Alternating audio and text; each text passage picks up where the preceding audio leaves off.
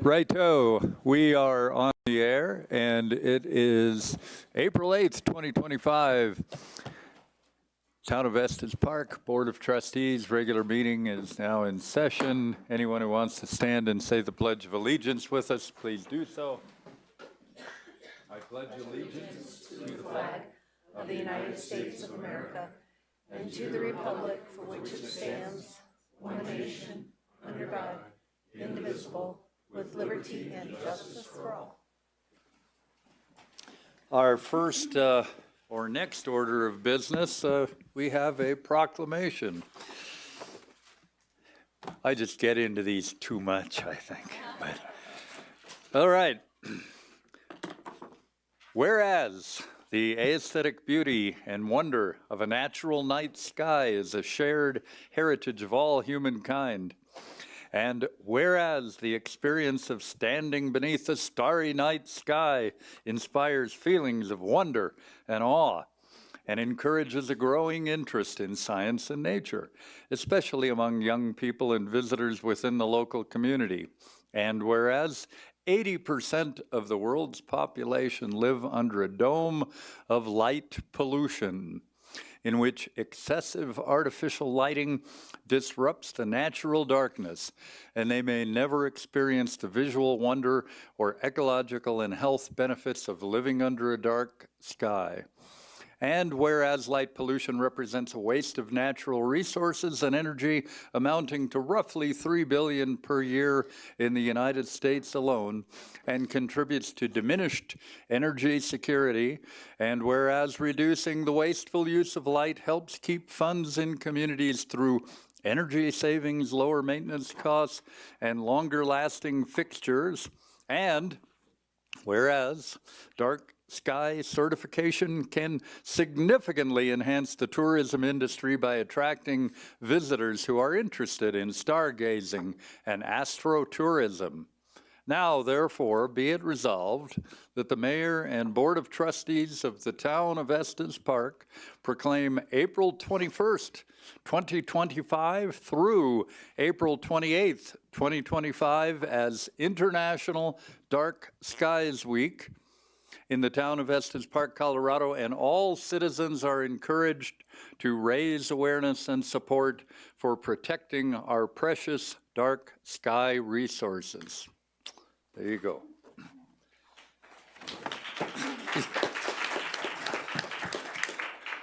Technically, no applause. Thank you. Dana, thank you.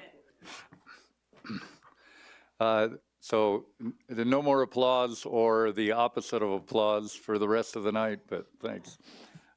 Moving forward onto the agenda, are there any changes or additions to the agenda? Seeing none, I'll take a motion. I move to approve the agenda. I'll second. Motion to approve the agenda by Trustee Brown. Second by Mayor Pro Tem Sanak. We can vote.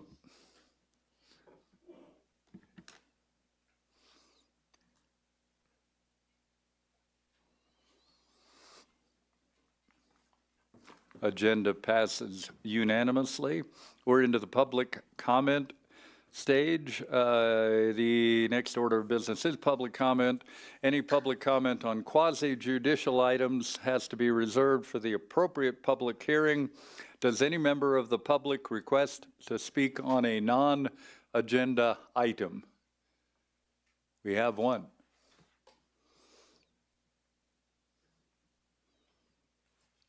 And name and address. Hit the button, yeah. Hello.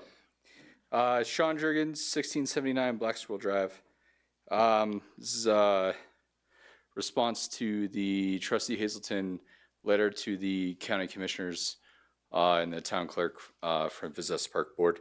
We had a special meeting today where the board had made a response that we sent to everybody, and hopefully everyone has read it. It's on the public email as well. It's kind of an executive summary. I'll be as concise as possible. Response to Kirby Hazelton's April 1st, 2025 letter to the Latimer County Commissioners regarding Visit Estes Park governance. Trustee Hazelton did not share her intention to pursue the town board and county commissioners with the Visit Estes Park board. It's another signal that the working relationship Trustee Hazelton has with the VEP board continues to deteriorate.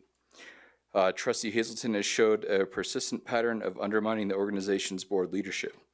The VEP board has worked with several other appointed trustees. We sometimes had disagreement.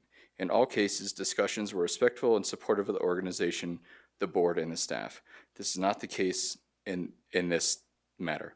Disagreement and debate are healthy. Aspects of government's dysfunction arise when a single member refuses to accept the outcome of the majority rule. The VEP board members are well-respected stakeholders in the tourism community in Estes Park. VEP has been publicly praised by Destinations International, which is DI, as a model of transparency. Our financials, strategy documents, and board actions are publicly available and proactively shared. The board is operationally sound. The conclusions reached by Trustee Hazelton's April 1st letter are highly subjective and based on selective inputs that convey an inaccurate and incomplete picture of the organization to the county commissioners and our town trustees. This is extremely regrettable, particularly as the recruitment process is still open for the CEO position. Visit Estes Park engaged in a reputable, industry-leading executive search firm, Searchwide Global, to manage the critical process of hiring a new CEO. The VEP recruitment had been expected to be completed in March of 2025. Due to highly unusual developments that occurred just as deliberations were about to begin, the search was paused. Accusations of financial mismanagement or impropriety surrounding the recruitment process are completely unfounded. It is critical for the organization to be deliberate and thorough with a final CEO hiring decision made with high confidence. Our first search was disrupted by allegations made against one finalist that they were determined to be largely unfolded. Other issues of concern were uncovered during the investigation. The VEP board is proactively working to address these concerns. It is absolutely the responsibility of VEP board to make sure that our board and staff are performing to the best of their abilities and are focused on service to our community. The investigation concluded. The search committee determined unanimously that the outcome of its first attempt was unequivocally impacted and rendered ineffective. The VEP board meeting on May 25th, 2025, the board concurred with the search committee by a vote of 6-1. Trustee Hazelton was the dissenting vote. There are other representations made in this communication that are not accurate or complete in context. We addressed them fully and in the approved response that was released today on April 8th. The most troubling comments made in Trustee Hazelton's April 1st letter are the comments about staff discontent and culture concerns. This is a highly subjective conclusion from one board member based only on the opinions expressed by some staff members. If there is an example anywhere in her allegations of staff trying to usurp the duties and obligations of the VEP board, it is here. Feedback from the staff is mixed and by conveying only a partial view. Trustee Hazelton provides only the input that supports her views. The VEP board acknowledges that the professional third-party assessment is warranted of the current staff culture, operations, board, and community dynamics. And Sean, I can give you one more minute. One more minute. Okay, I got it. Before any permanent CEO is hired, we are committed to conducting an analysis and ensure that any future leader steps into a healthy and proactive organizational environment. These efforts must be thoughtful, not politicized or weaponized for personal agendas by board or staff members. Concerns allegedly expressed by some staff have now apparently migrated to the VEP board. We believe this is at least partly due to one coalition of staff who disagree with the outcome of the first recruitment. The VEP board is solely responsible for hiring decisions relating to the permanent CEO. Ms. Hazelton's request to remove the current board, all of whom are respected community members and leaders in Estes Park, would be deeply destabilizing and set a dangerous precedent. Thank you. Thank you. Are there any other public comments on items not on the agenda?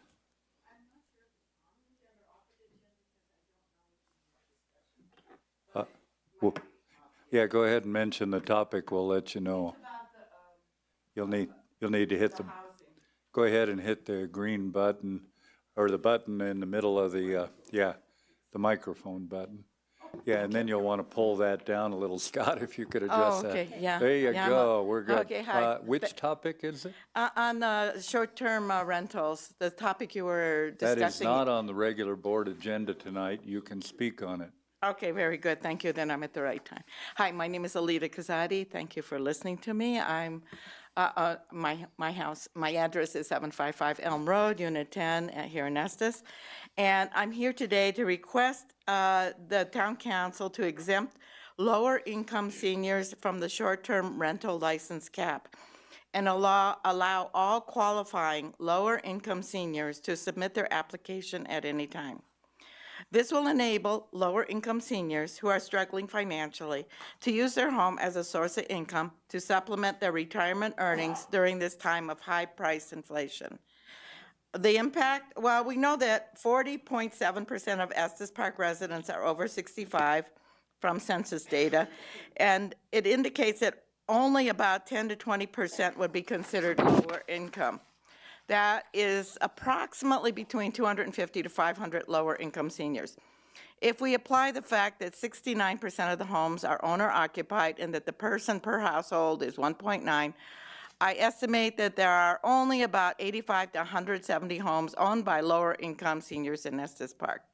And assuming that only 25, maybe at most 50% of these people would want to use a home as a short-term rental, the number of new short-term rental units produced by the exemption would be maybe between 21, maximum 85, and of course, probably wouldn't be full-time. It'd probably be only when they're visiting grandkids or other people who are on vacation while, you know, it's high season over here. So as far as the town impact, this number of units is sufficiently small that it should not materially disrupt the existing vacation rental business in town. These additional units would provide some needed extra capacity during the high season that might allow our town to increase the number of tourists and generate additional tax revenue as a result. And for the seniors, well, there are some programs that help lower-income seniors. Those programs have finite resources. Why not let lower-income seniors participate in Estes Park vacation economy and earn some money? And let the assistance programs that might help them focus their limited resources on other people who are in more need. We don't want charity. We just want the ability to use our homes to earn money. In closing, enabling lower-income senior homeowners to do short-term rentals could enable them to use their homes to generate some badly needed extra income. Lower-income seniors who live on a fixed budget are struggling every day to pay for necessities as prices continue to soar. Even generating a few extra $1,000 a year can make a huge difference. And yeah, I'm one of those people. So I thank you for listening. Thank you. Other comments on items not on the agenda? Seeing none, we will move on to town board comments and liaison reports. I'm going to take a little bit different approach to this tonight, different sequence, because we have a couple items that are asking for future discussion and agenda items. And so first, I'm going to call on Trustee Hazelton. Thanks, Mayor. Yeah, as was referenced in public comment, the board should have received a copy of my letter to, bless you, doing okay over there? Should have received a copy of my letter to the county commissioners about my recent concerns with the Visit Estes Park Board. And I'm not here to discuss the content of that letter. I'm just here to see if the board, after having received it, it was in the packet, if they would support my request for a joint meeting, and simply would just like to hear the board's direction on that. So I did hear back from Commissioner Stevens that they are awaiting our input on if we'd like to see that joint session. So I'm happy to answer any questions if the board has them, but I'm looking at this time to see if the board would be supportive of scheduling that joint session. And because of there's a little bit of formality to this, I'd like to actually go poll the board from left to right, and if necessary, we could actually use the voting feature. Okay, And put I me would- on the spot first. I love it. However, I would like to point out, I want to keep comments at a minimum. We will, I get it. if we proceed forward with this, we'll have plenty of time to discuss. So it is my understanding that we periodically do joint meetings with the county commissioners. I don't know if there's any specific schedule for that. No? I know we had one when we were talking about, yeah, the operating plan. Yeah, and so I would not be adverse to a joint meeting. There are a number of things in Trustee Hazelton's letter and the response that raise a number of different types of questions. Some of them are process-oriented, some of them are not. And I think a process is always something that we should be aware of and dealing with. So, and that's the reason I would support having a joint meeting to address process. I'm not sure that replacing the board is the right answer. And I think there are other ways to achieve the process goals without throwing out the baby with the bathwater. That's Trustee Youngland. I would echo Trustee Brown's comments. I think it would be, I don't have a problem with meeting with them. With the commissioners, I have some governance issue when reading both of those that I would like to discuss and learn more. So I think it would be helpful. Mayor Pro Tem Sinek. I'm in support of having a joint meeting. I think that in respect for Trustee Hazelton's letter and in respect for Mr. Jurgens' response, 100%, both of them, I think that it's a good idea for us to meet with the commissioners because they need to know what's going on as much as we do, so. Trustee Lancaster. I'm supportive. I would support having the meeting. I'm sorry, Mayor. I'll make one comment before I offer my thoughts on that piece. Visit Estes Park, everybody seems to agree is doing quite well, that there's been a lot of improvement in recent years. The comment that they're doing well in spite of the board surprises me. I do think that an objective observer would say, if it ain't broke, don't try to fix it or don't break it. I think I have seen dysfunctional boards before, dysfunctional boards from within. Park Hospital District Board of 2017 is a good famous example, and it dissolved itself. I don't think this situation rises anywhere close to a dissolution of the board need. There may be needs to consider term limits, other bylaw changes, how onboarding happens, how the voting happens between the Board of Commissioners and here. There may be changes that are needed there. I do not support moving it forward, but I hear that we have a strong consensus. Therefore, that is the action of the board. I want to point out that from my very first day on April 23rd, when I lost my very first vote, my comment was democracy in action. When you're on the losing end of a vote, democracy in action when you're on the winning end of a vote. And it sounds like it's 6-1 here on a consensus. We haven't taken a vote. I don't think we need to take an official vote. And so that's where we're at. Town Administrator, would you take the next action? Yeah, Mayor, the format of that meeting, I think, will matter in terms of whether it's in person or virtual. I just know from everything that the county has going on right now, if we want to have this meeting sooner rather than later, the virtual option is going to be best. I don't know that they are unwilling to meet in person. I just know that it will take longer to coordinate schedules. So I want to offer that to the board. from a timeliness standpoint, we would certainly recommend a virtual meeting, but we also recognize that that has certain barriers to participation. So I wanted to put that out there so we could get some direction and not have to come back and ask you later once the county commissioners decide whether they're want to accept the invitation or not. Yep, and we will wait there what their statement is on that, and then we'll move on to next steps. Okay.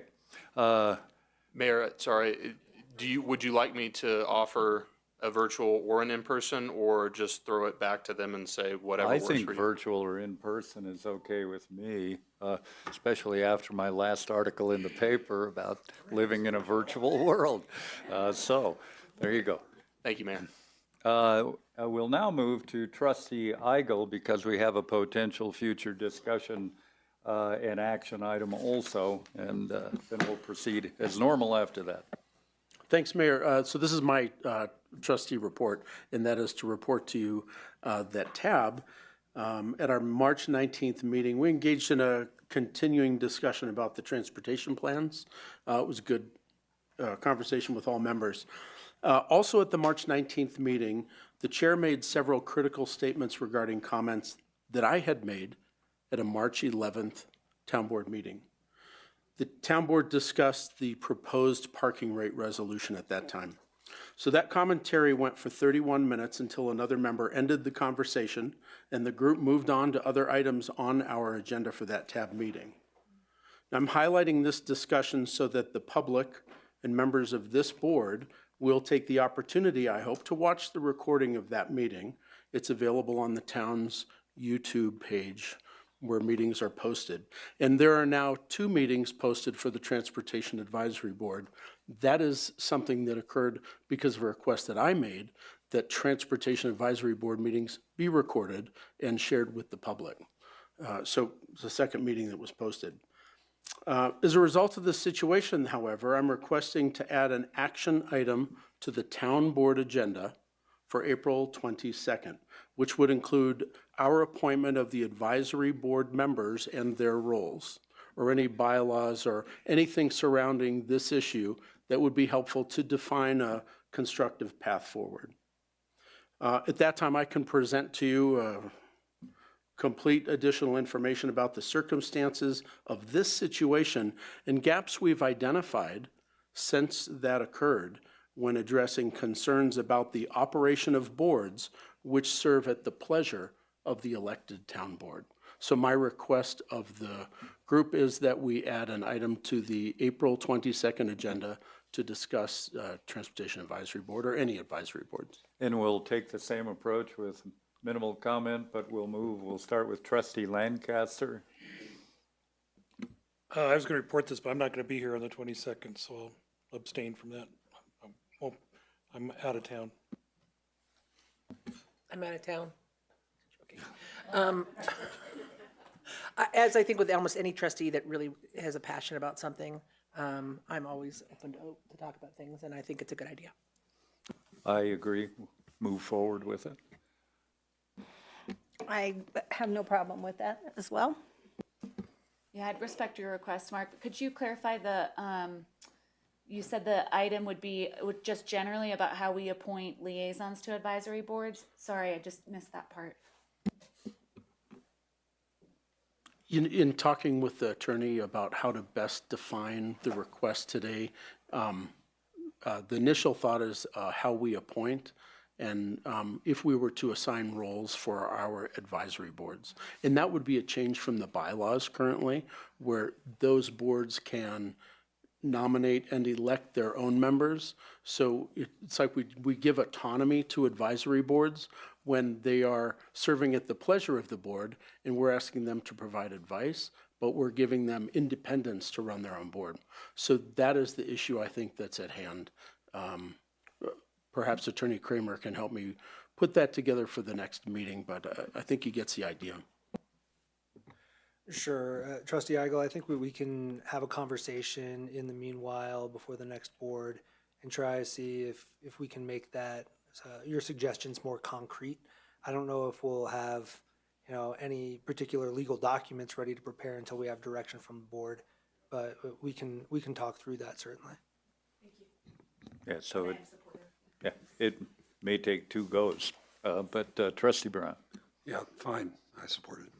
I think that's sufficient. We can move forward with that item. And that completes my report. If you have any other liaison reports or trustee comments, it. this would be the time. Okay. I'm good, thanks, Mayor. Trustee Lancaster, other reports? Mine's pretty boring after all that. Just want to report, I did go to the municipal court on Wednesday. It was interesting. First time I've done that. Very impressed with our judge and how he handles things and how he handles people. And I think we're really lucky to have him as a judge. It's something you don't think about us taking care of, but he does a great job. As I mentioned, I won't be here on the 22nd. I'm participating in leadership training for the City County Managers Association, Glenwood Springs.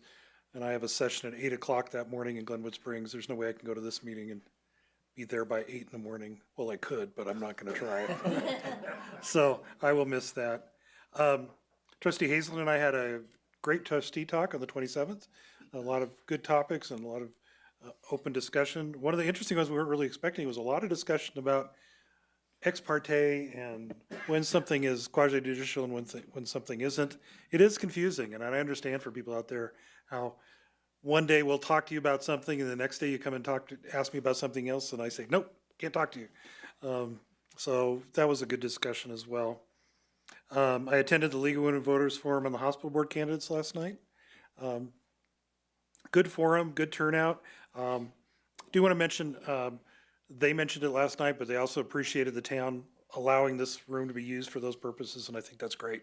So I do appreciate that for staff and the town to make the room available for that type of democracy discussions. The other thing I just want to mention, I attended the Student Environmental Film Festival at the high school on Saturday. Very impressed. Those kids did some really good job, some impressive films, and gives you hope for the future to see the kind of kids we've got and what they're looking for in the future. It was both Estes Park High School and there was one from Eagle Rock as well. And that was neat to see the two high schools there working together. So I encourage next year when it comes up, people go to that. It was good. That's it. Thank you. Mayor Pro Tem Sinek. I don't have much, just go out and get your rodeo tickets. They're on sale. And the mutton busting deadline was done, so that's done. And I went on a tour with Greg Rosner and John Cullen of the Chocolate Factory, and looked inside of that. It's exciting. It's exciting. So when it opens up, I think that everybody will enjoy going and experiencing that. I think that there's a lot of attention to detail that's really nice. So thank you for that. Thank you. I went to the EPH board candidate session, and having worked there for 18 years up until September 2023, I was like, gosh, I could answer those questions, but that will not be my next article. But it was great to have the League of Women Voters. I just have to thank them over and over again for having those opportunities. I did also watch, haven't watched all of it, but the Fire Board one, which I want to be able to look at that. The Environmental Film Fest, I unfortunately missed because my wife had me out in the environment too late and we got back home too late. I wanted to go to it. They sent me copies of it, so I'm going through the different 7 videos. And if anybody wants a copy, let me know. It is pretty cool stuff. Yesterday was the Larimer County Behavioral Health Policy Council quarterly meeting. And I sit on that as part of my board assignment here. And probably the most important thing is that April will be the month that they open up for requests for grants. I think there's only 2 from Estes that typically ask for grants. And I think both of them get grants every year. So I'm going to be doing a little bit of encouraging where it's appropriate for behavioral health or mental health, that there may be other opportunities for Estes to participate. They give away about $2.8 million in grants every year. And you have to get them in between April and June. So I'll mention that again in a couple other forums. But that's all I have for tonight. Okay, Trustee Youngman. Nothing tonight, Mayor.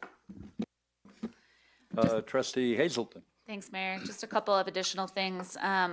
Specifically, as part of the Visit Estes Park board, or Visit Estes Park staff report, that is tough to get out, from our last board meeting. Lots of great stuff in that PDF. It's sent to the board afterward, and if folks would like to see it, I'm happy to pass it along, or you can find it on the public email portal. But a couple of things I wanted to highlight from there. One is to welcome, there's 2 new staff members at Visit Estes Park, Eric Woodside, who's the new marketing technology coordinator, and Margot Lee Pemberton, who is the marketing content manager. So I believe they're at a good spot in terms of replacing some of those roles over there. So welcome to them. It was great to put a face to the name.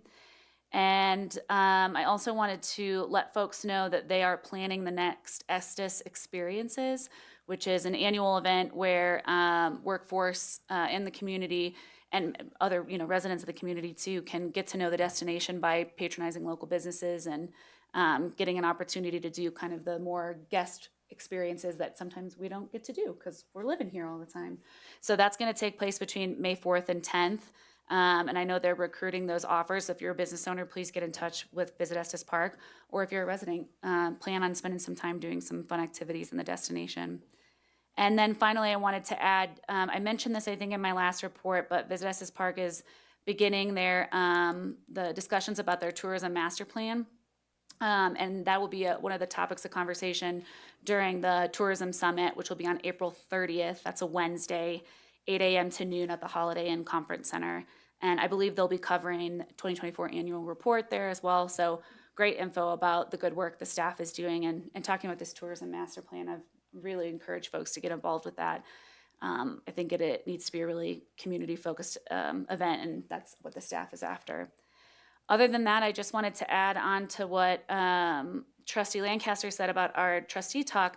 We actually ran out of time to cover all the topics that folks wanted to cover. Sometimes you have 3 or 4 people there and you can talk about everybody's stuff for 15 minutes apiece. And other times, I think we had 14 or 15 and you just don't get to everything. So I had an opportunity to follow up with some individual folks after that, which was really great.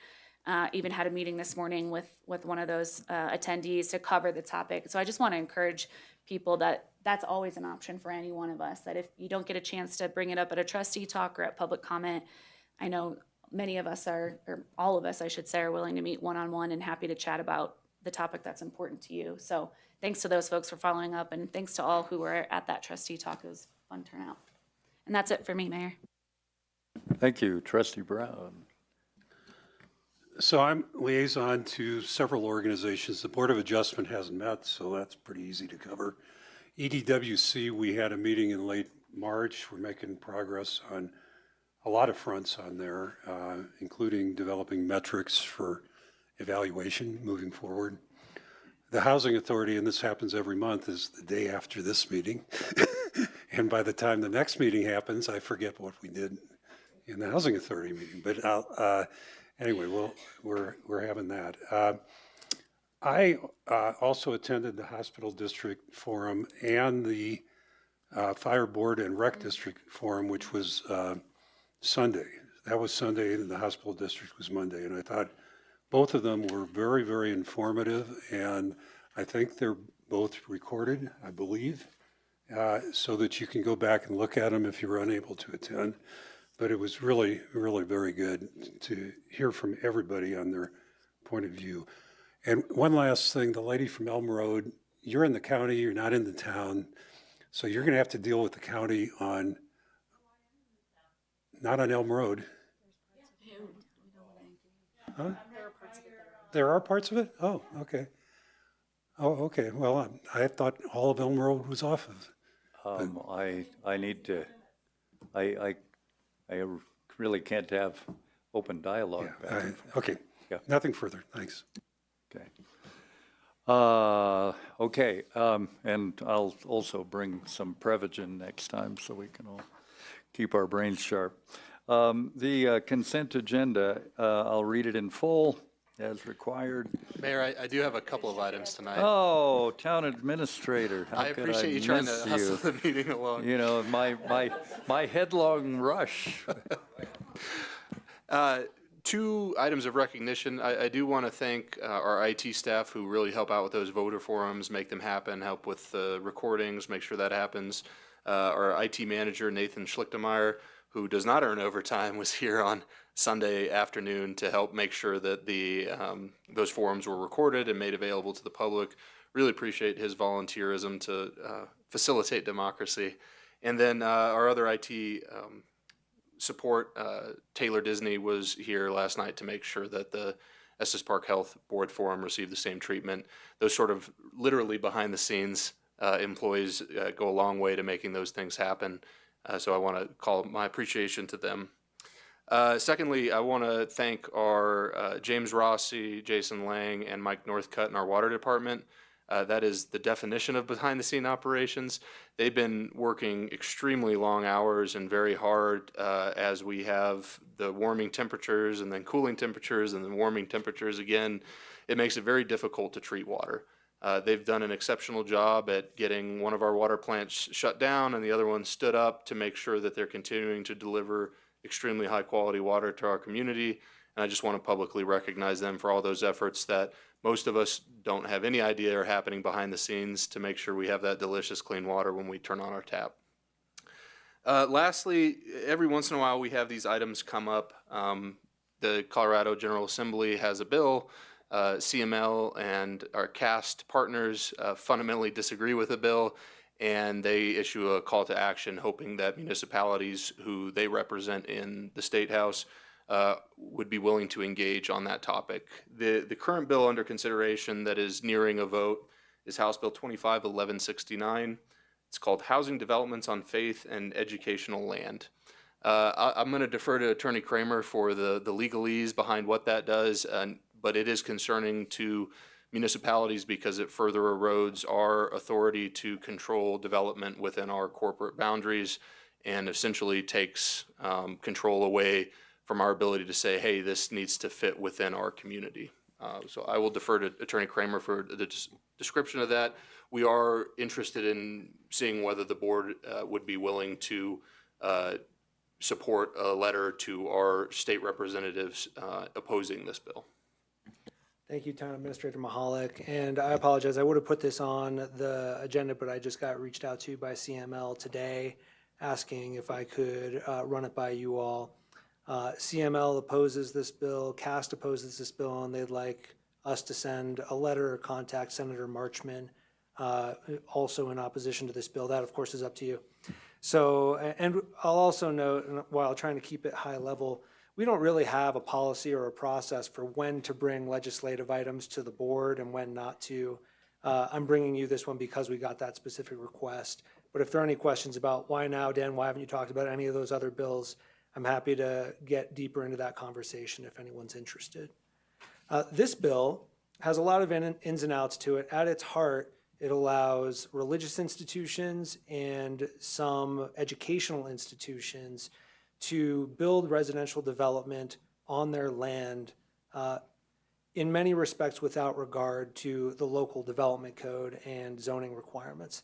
So there are now in the amended version of the bill some zoning requirements like setbacks that would be incorporated and would be applicable, but height, they would be able to build up to 45 feet regardless of zoning district requirements. That's higher than anywhere we allow in town. And there would be no maximum density either. So they would have outs on both of those elements of our zoning requirements. It does look in the amendments that are being put together like we would probably be able to restrict who could own or lease those homes based on affordability. That's still being worked out. But the heart of the reason for the opposition from CAST and CML is height and massing density, and because it could be done regardless of whether it's in an industrial zone or a residential zone or an agricultural zone in some places, this is something that would be allowable just because it's on religious or educational land. So we're happy to take direction. The last time this happened, I believe 2023, SB 23213. The letter just went out under my name. I would try to keep it brief and just add our opposition. I'm okay with writing a resolution. Attorney Kramer, are there any other entities, or is there anything in existence currently where an organization or entity of any kind is exempt from our zoning in our corporate boundaries?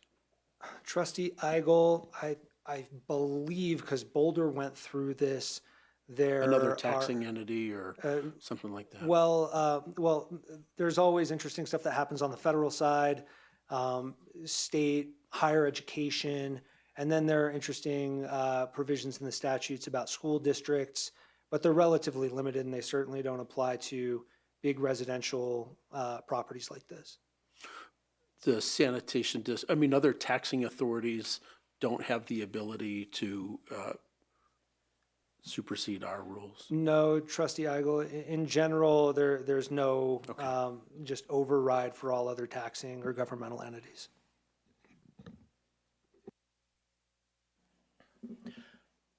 I'm supportive. I would like to talk in the future about when we do write letters about legislature issues, state, federal, whatever, that, and whether we have a supermajority or have to have everybody voting for it or something like that.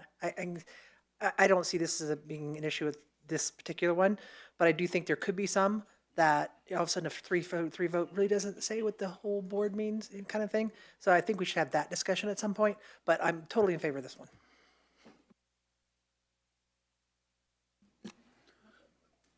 It raises an interesting question. So if the Stanley gets acquired by the cultural and educational entity, and this bill were to pass, would that allow them to do anything on the Stanley campus they wanted? Trustee Brown, I don't believe so, the way qualifying property is defined Okay. in the bill. I hadn't thought of that, so I'll double check. Anyway, I would favor a letter of opposition. You've received nods where you didn't get a specific word. Thank you, Mayor. We'll get that out.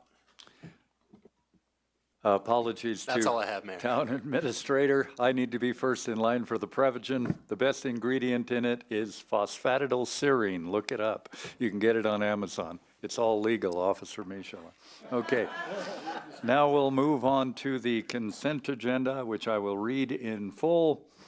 We have item 1, the bills. Bills. Item 2, Town Board Meeting and Study Session Minutes dated March 25th, 2025. Item 3, Town Board and Estes Park Planning Commission Joint Study Session Minutes dated March 18th, 2025. Transportation Advisory Board Minutes dated February 19th, 2025. Acknowledgement only.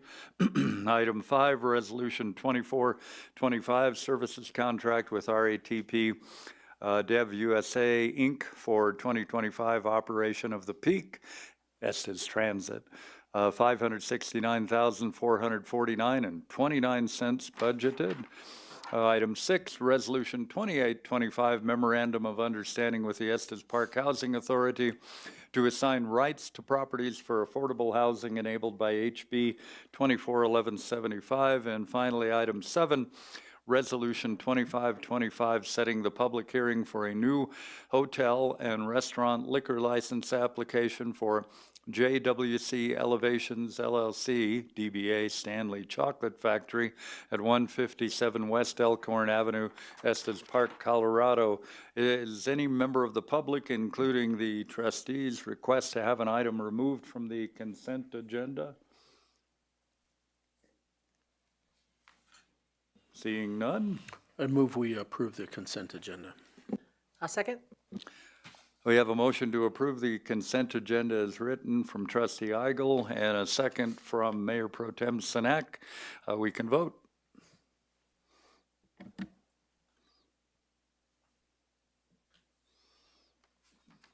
Okay, we're good, unanimous. We'll move on to reports and discussion items. I'll remind folks, keep reports compact, concise. Recognize that if you've provided us with that presentation in the packet, all of the trustees, I am sure, have read it assiduously. And so stick with the highlights as best you can. Our first item on this is Estes Park Housing Authority down payment assistance. We have Director Moulton and Manager Mabry. I'm going to be very quick, and I'm going to turn it over to Jeff Mabry to discuss this in detail. But as we dive into our next programmatic solution for housing in the Estes Valley, I just want to highlight a couple items. One, that housing is a vast spectrum, and all the solutions that we bring to bear for our community fit somewhere along that spectrum. We've had a pretty busy 18 months or so, as most of you are well aware, primarily focusing on delivering 117 workforce restricted units that are focused at 80% area median income or below. We have, on the rental side, we have two active or soon to be formal applications on the development side focused on home ownership opportunities, along with rental focused on the lower AMI levels of 60% and lower. So we're kind of hitting as many of the points on the housing spectrum as we can. Tonight's conversation will be to inform you all on our next program that we're looking to stand up, which is a equity shared down payment assistance. We have branded it, and I should say I take full responsibility for the branding. So if you don't like it, it's me. My team knew nothing about this. Trailhead Down Payment Assistance. It is a shared equity program, which is all the way at one end of the home ownership spectrum. So keep that in mind, that this is probably about as far on one side of that spectrum as we'll go, but it provides an immediate solution and an immediate new tool that we don't currently have in our community to allow home ownership for our local workforce. I'll turn it over to Jeff to walk through the program.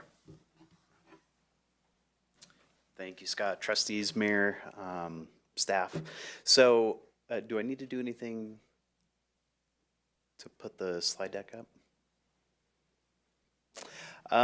So thank you for giving us a few minutes just to go through the information that's in your packet.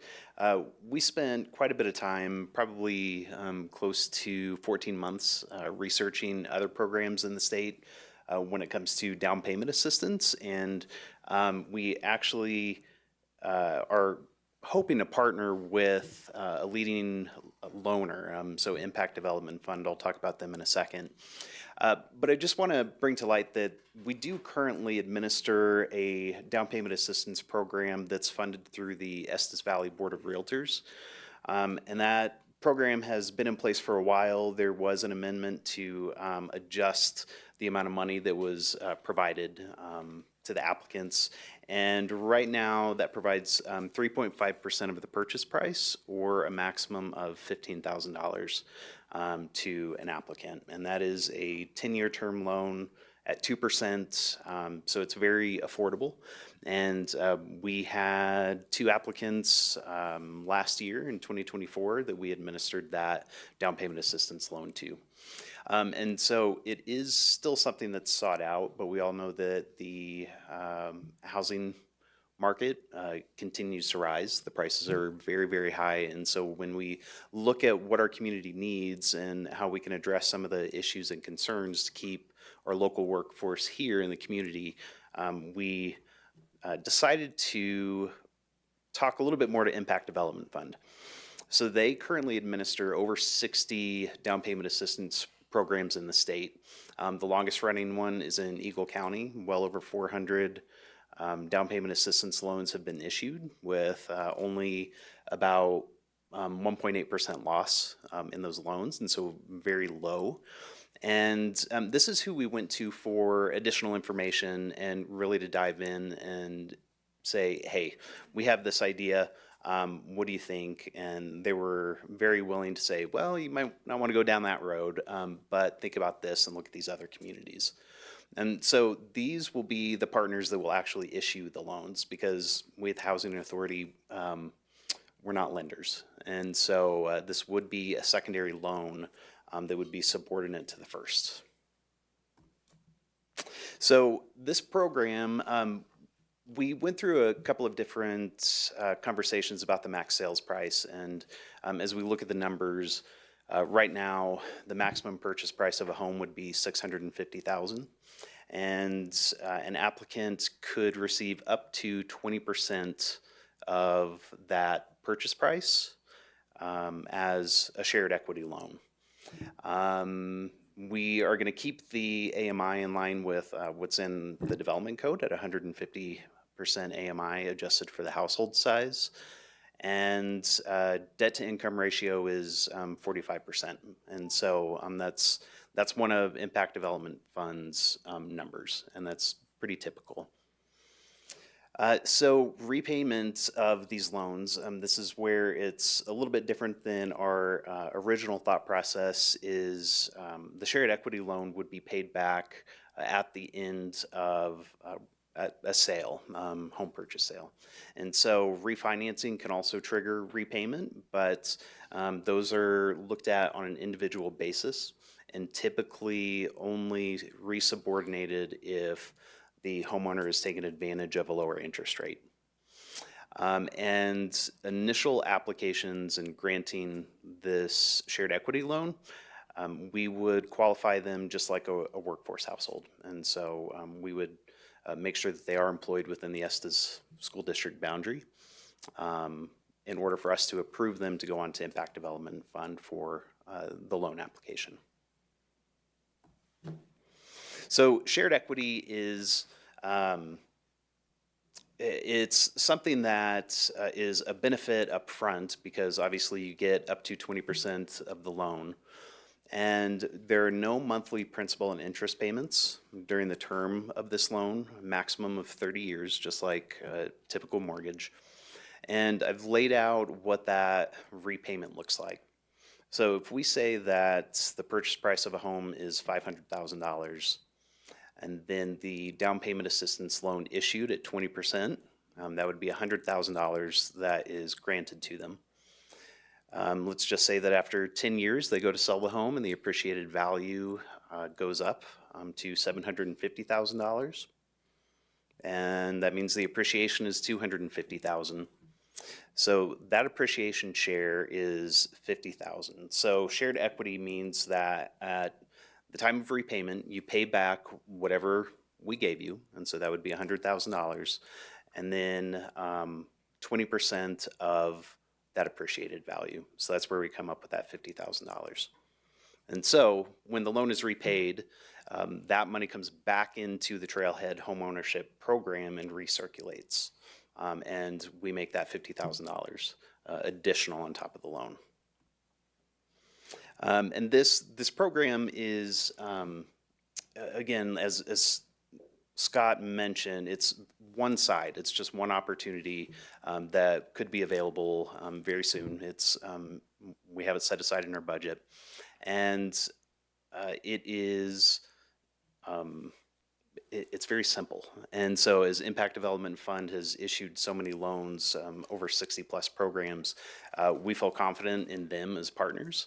And we trust that the information that they have given to us and the guidance they have given to us, it makes us feel comfortable with this model. Okay.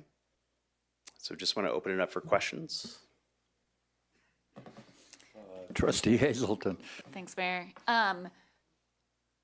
I like the glass half full approach, and it works great in this community because we tend to be fairly proofed when it comes to equity building. What happens if somebody loses equity in their home? How does that work? Mm-hmm.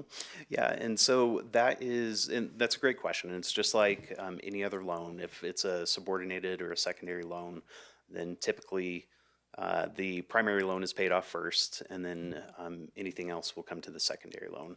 And so, but in the history from Impact Development Fund, like I said, Eagle County, over 400 down payment assistance loans have been issued with just 9 losses. And so it's not very typical. Okay, thanks. Yeah. Overall, really sounds like a great program. Yeah. Thanks for laying it out so simply. I told Scott, and I've shared this with Carly too, that the consistency of your slides are always really helpful for us to kind of absorb that information. But sure. On the whole, I love the plan. It sounds like a great opportunity, and I appreciate you sharing it with us. Sure.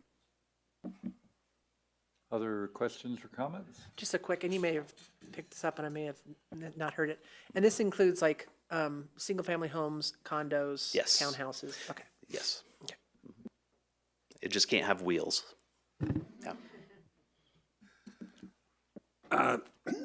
I'm well aware of this program as the liaison to Housing Authority. What's interesting to me about it is, we managed to get a lot of rental units on site in the last year or two, but it's been tougher on the ownership side.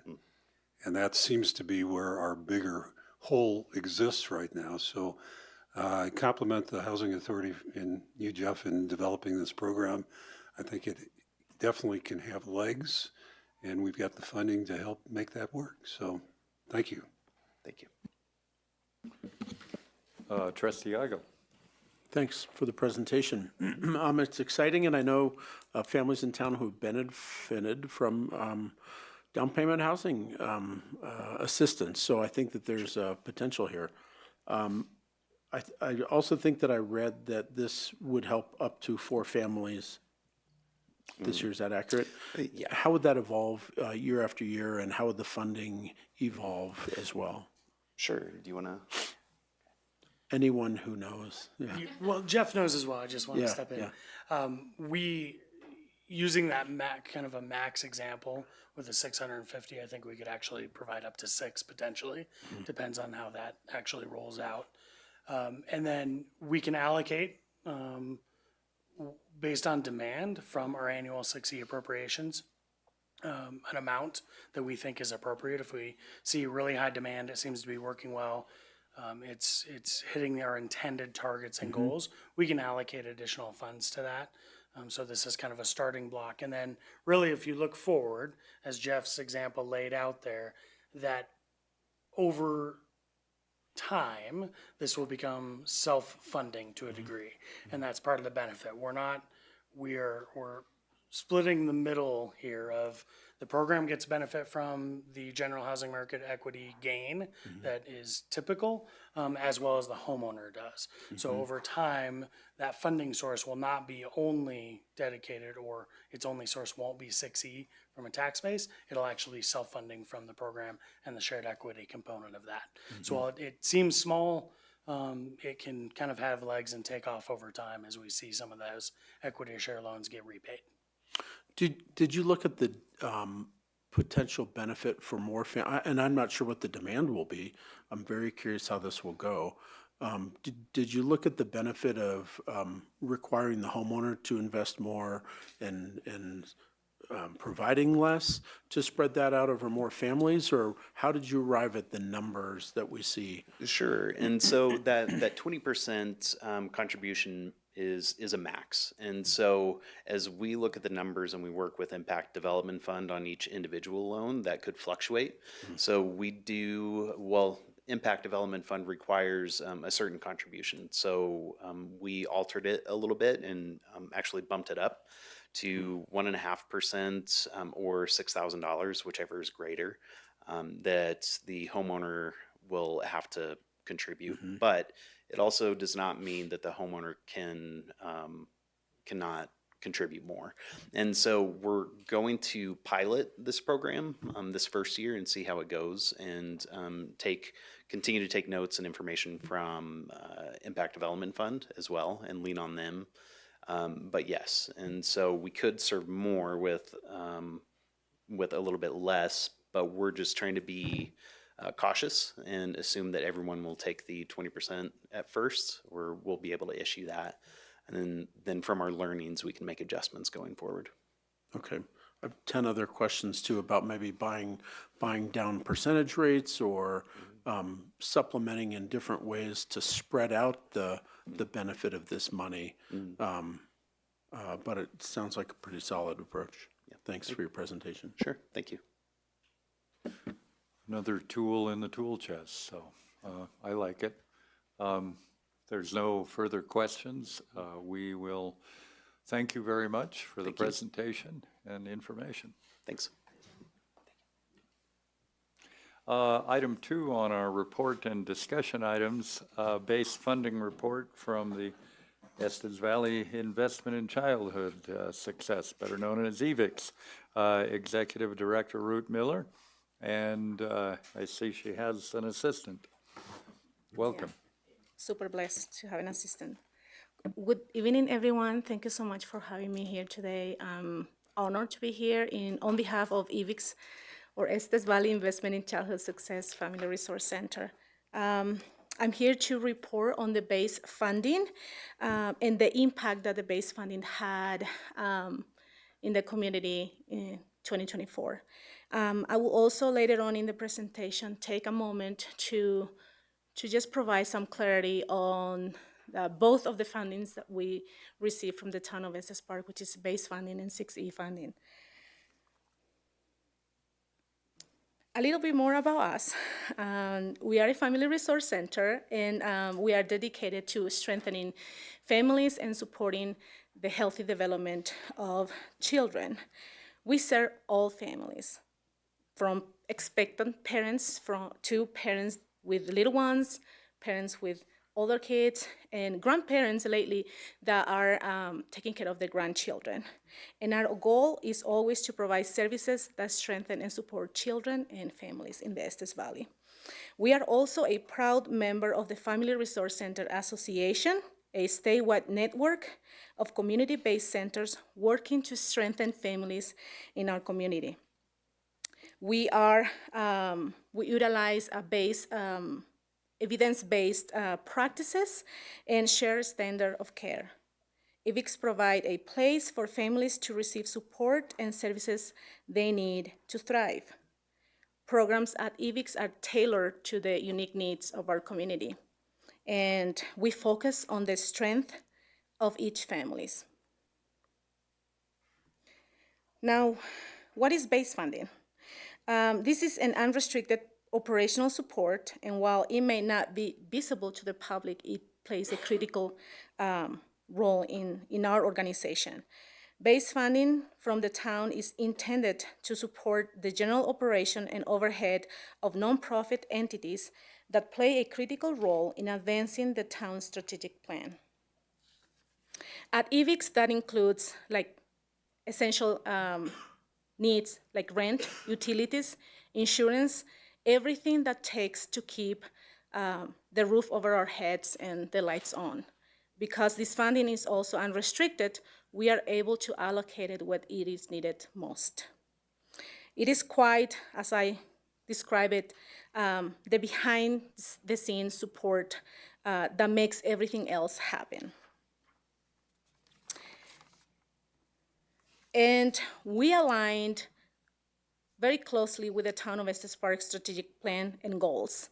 The town generously support us with this funding, and we aligned with the childcare system, supporting the workforce family, and building a more connected and inclusive family-friendly community also.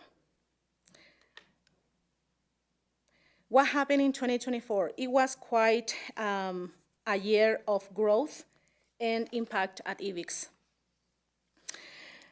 Through this funding, we were able to support more than 400 households, which it's approximately 1,023 programs participants.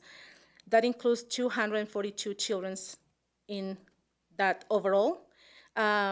And that represented a 30% increase in participation that we provided or happened in 2024. And we are very proud that we maintain a 99.9% in satisfaction rate. And we are also maintaining a strong volunteer engagement. So I provided an impact report that we created in our organization that really shows our work and also the impact that this funding had in our community.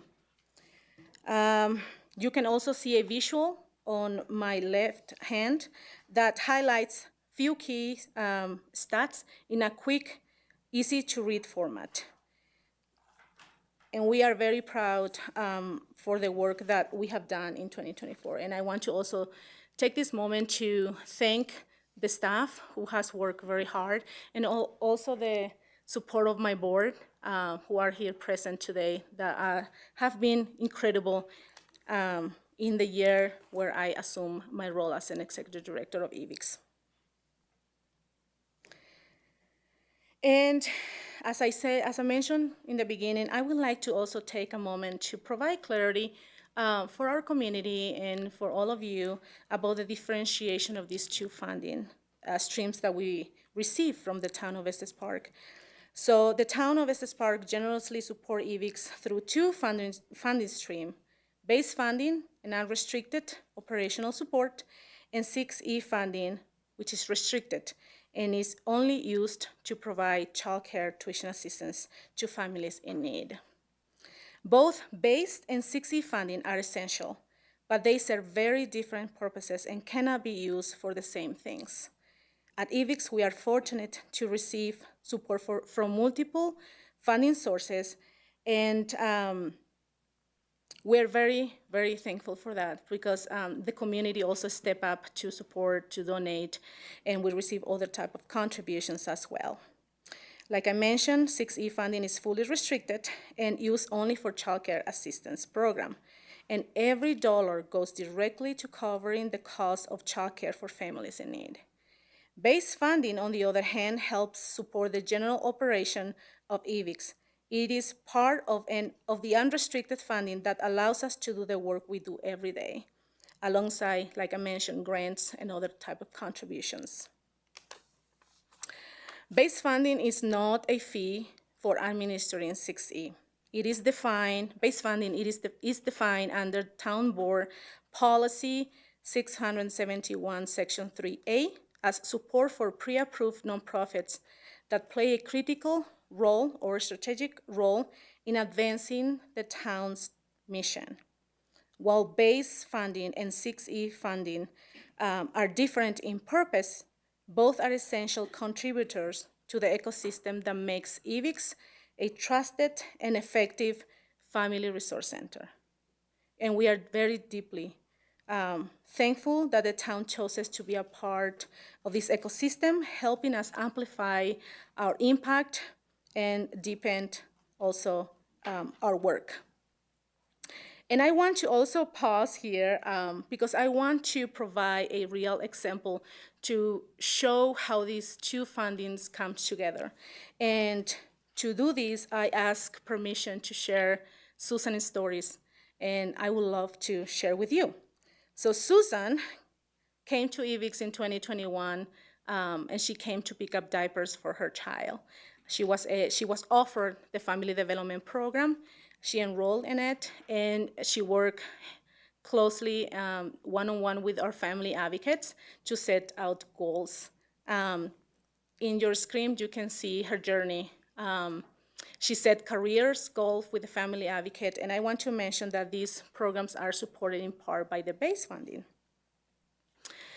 Later on, she became a licensed childcare provider, and now she is providing services to our community, and she's receiving 6E funding as one of our childcare contracted provider.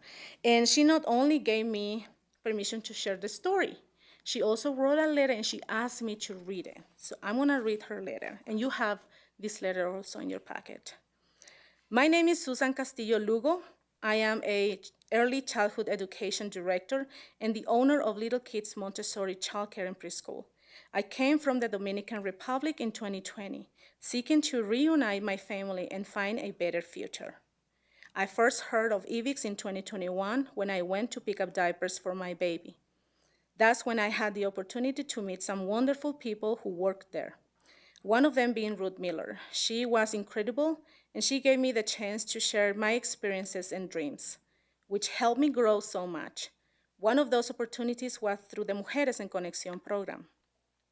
When Ruth offered me the opportunity to join the Family Development Program in 2021, I set several goals that I deeply hoped to achieve.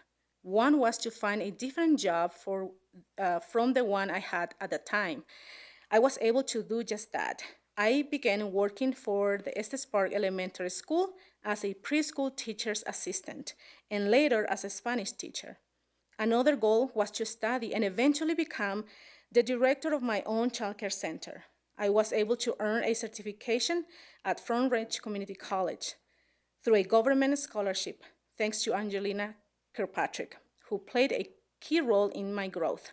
She found every possible opportunity to help me make that dream a reality. I also learned English, which had been a huge barrier for me, and I was part of the very first English class offered through EVIX. EVIX has supported me and my family in many ways through the programs they offered. As a member of this community, I am so grateful for them. During difficult times, they've always been there. Right now, I'm working to find resources I need to keep growing in the field of early childhood education. My goal is to open a larger center and give back to the community that has given me so much by offering my knowledge and care so families can feel safe and supported with us. I'm currently earning certification in Montessori education and specializing in mental and behavioral health, so I can offer the very best to the children in my care.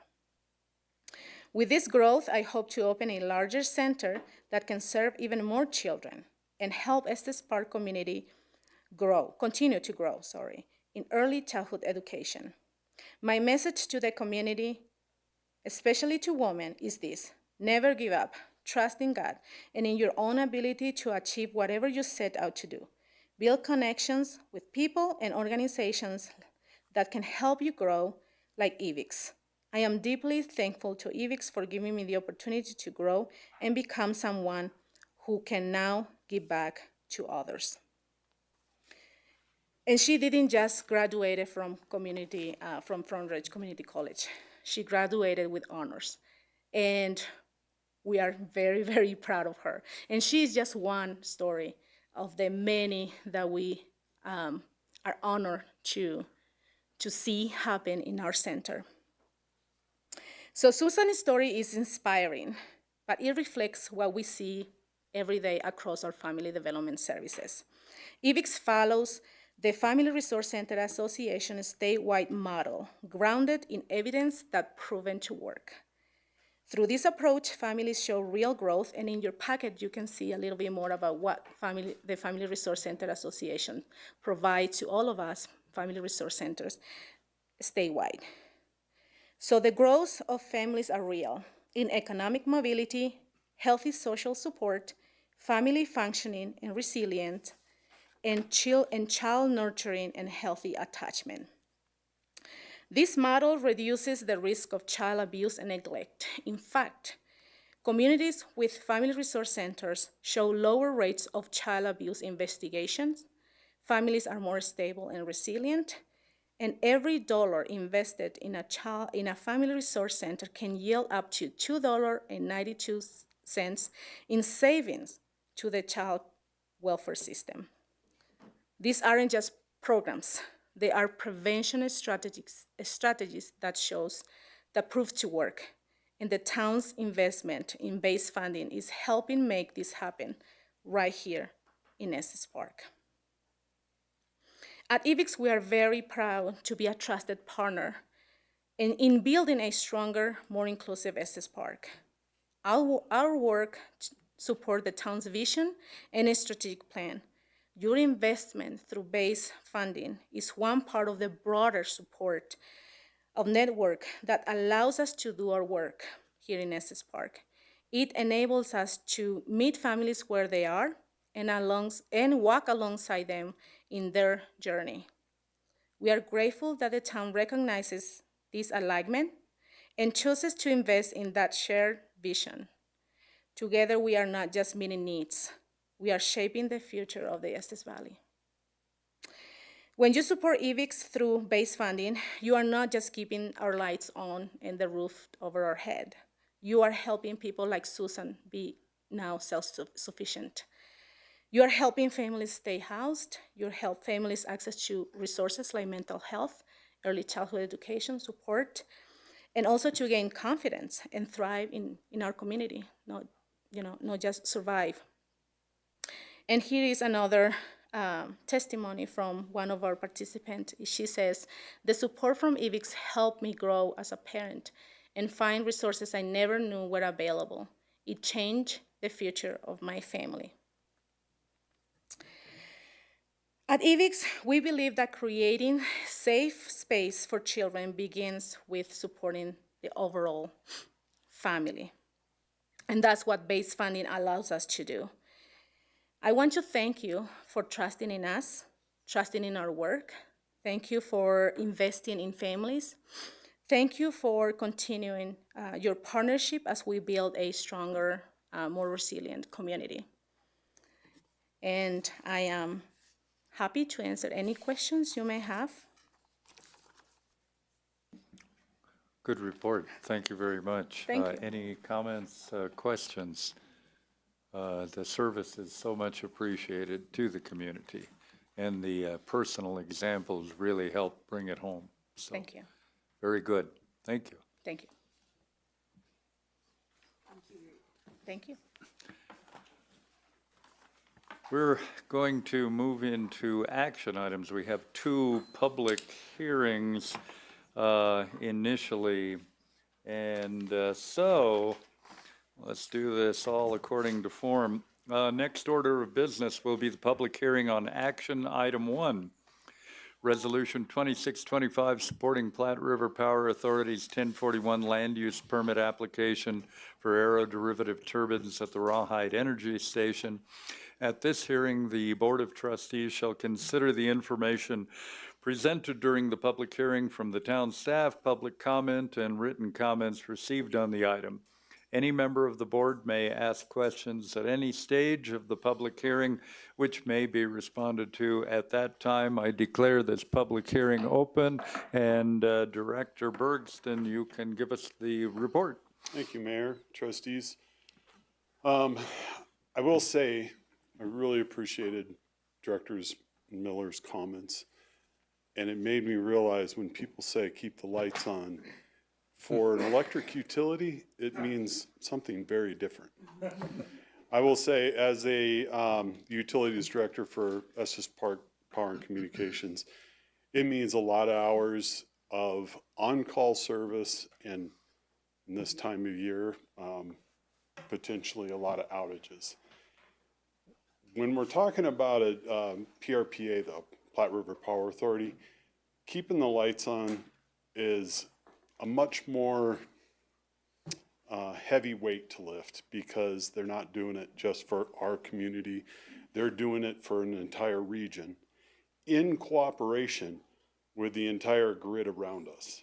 And so it is never an independent, it is our Platte River. This is actually a grid system. So tonight, our request, this resolution before you, is requesting that you show your support for the Platte River Plan, which is a very ambitious plan.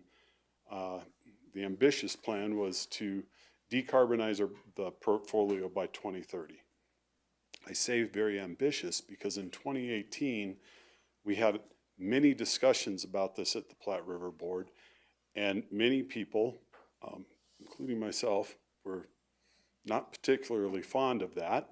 However, there was a point at which we decided that aspirational goals create motivation, bring on extra people that have a belief that we had, and that's what we chose to do. So there's a very aspirational goal out there to decarbonize the portfolio, recognizing that it's also equally important to make sure it's affordable and that we keep the lights on. And part of keeping the lights on means you have to be able to back up your renewable resources that are intermittent, at the mercy of Mother Nature. Is that politically correct? At the mercy of nature. And there is a very strong effort to just not say, oh, we're just going to use gas turbines. We are Platte River. When I say we, I'm on the board, just like the mayor. Purchasing batteries. We're going through a very big, ambitious project to have a virtual power plant. We've talked briefly about this at the board in the past. And in addition to that, at the end of the day, you have to have enough dispatchable resources to be, we call it resource adequacy, and that allows you to be in a market. And what the market allows you to do is really maximize the use of renewable energy. So in order to be part of that market, that resource adequacy is required. and this is where the gas turbines come in. There's been, I think, a person I know in this front of me today said that there are a lot of people where their heart is in the right place, and at the end of the day, they've shared a lot of opposition to the project at the county level. And tonight we're asking that this board support the objectives listed in this memo that the board has actually adopted. Those were 3A and 6A, essentially advancing renewable integration, which renewables do need backup, whether that's batteries, which PRPA is buying, or gas generation. In order to meet those objectives and the bigger objectives, we're hoping to get some support so that the county commissioners, when they hear this again at April 21st, will understand the gravity of what we're talking about and approve that 1041 application. There's a whole lot of information in the memo and the attachment. I hope you can hear my commitment to the aspirational goal of 2030, which we all wish could happen. And we often say at the Platte River Board, look, if something suddenly happens and batteries become affordable, more than happy to switch courses and go that direction. But at this point, the most affordable, reliable effort to bring forward is a multi-pronged approach, which does include these gas turbines. That being said, I'll piggyback on Director Bergston's report first before we open it up for public comment and trustee questions.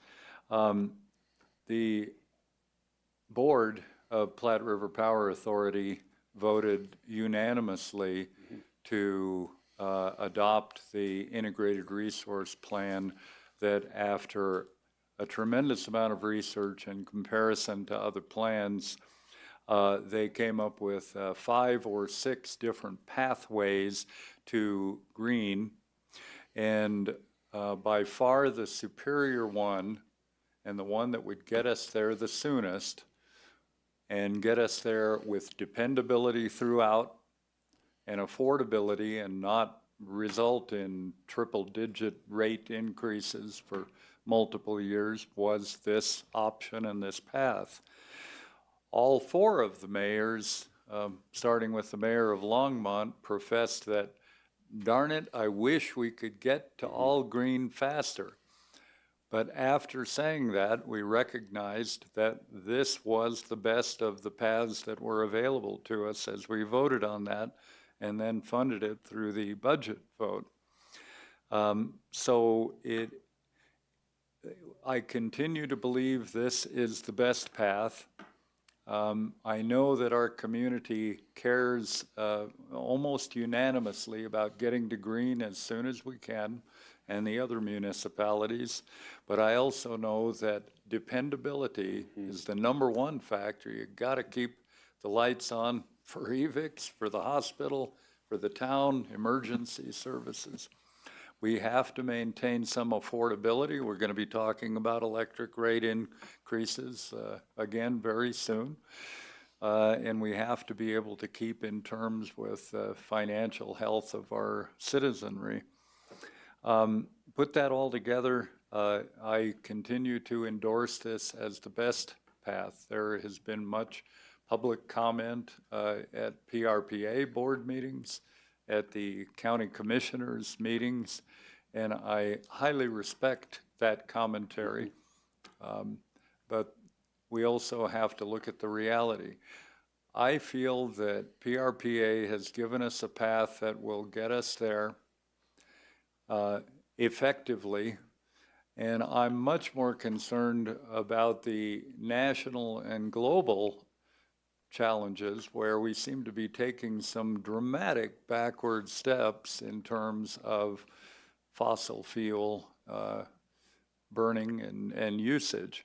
There are countries that are building coal plants as we speak. There are states that are looking at trying to make it impossible to shut down coal plants. I think we're moving in a good direction. I wish it was faster. I endorse this resolution, and I'll turn it over first to the public if there are public comments. Are there any public comments? Trustees, comments and questions? Trustee Igo. Thank you, Mayor. Having read and followed this, I think that safety is supported by dependability and reliability, and I think that this provides that, and that's a higher priority for me than a very fast track to the other opportunities we have. So I support it. I think that it's a good move for our community to support this. I just had a, Trustee Lancaster. thank you, sorry, I should have waited.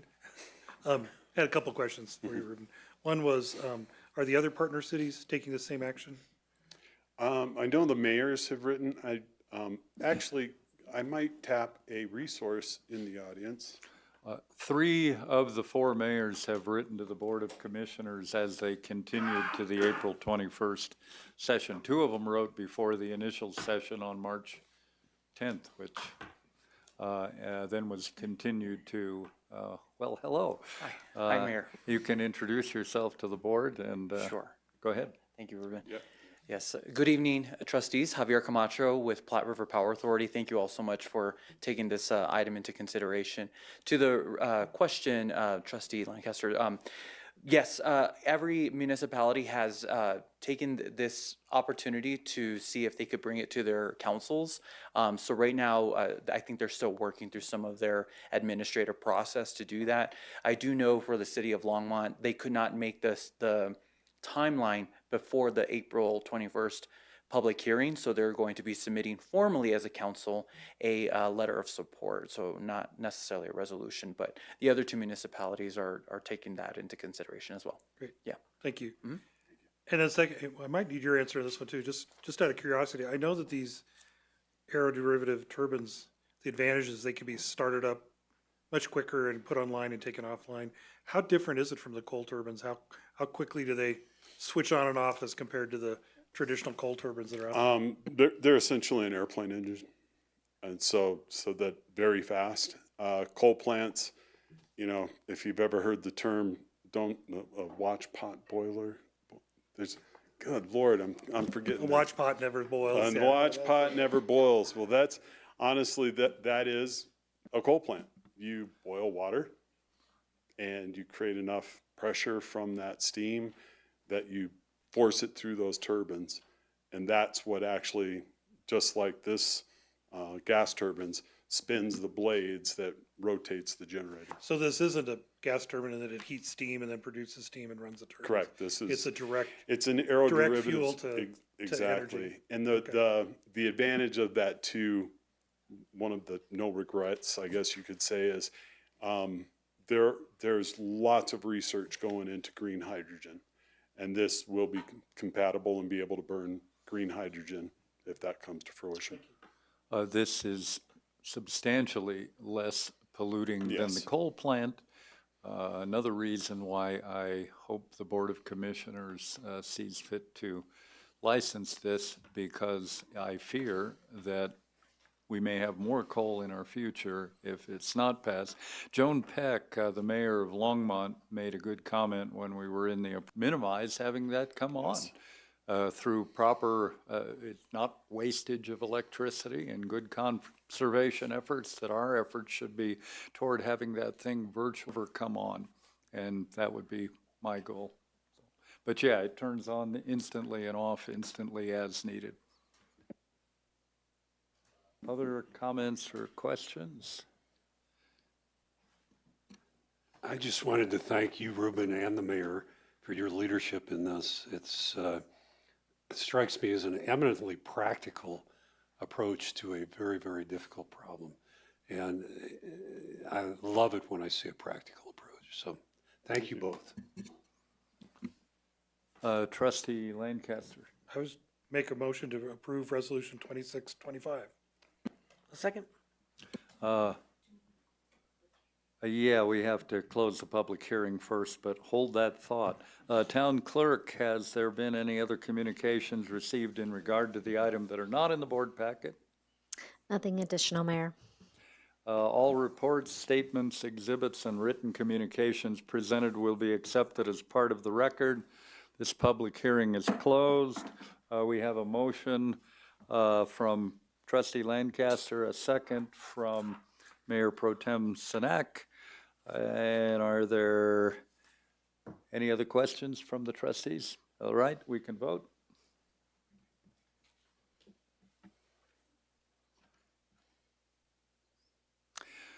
The motion passes unanimously. The resolution, Javier, good to see you. Thank you for the help. Director Bergstein, thank you for keeping the lights on. Thank you. One administrative question I just want to ask. So how do we get this to the Board of County Commissioners? Is that going to be? We'll follow up on that, make sure it gets there, Ruben. Thanks. That's their job. Thanks, folks. The next order of business will be the public hearing on action item 2, ordinance 425, amending section 5.3 of the Estes Park Development Code regarding vehicle-based accommodations for seasonal employees. At this hearing, the Board of Trustees shall consider the information presented during the public hearing from the town staff, public comment, and written comments received on the item. Any member of the board may ask questions at any stage of the public hearing, which may be responded to at any time. I declare this public hearing open, and we have Planner Washam to speak to us. Good evening, Mayor and Trustees. I'm Kara Washam, Planner 2. I have one item for you. Hopefully it will go pretty fast.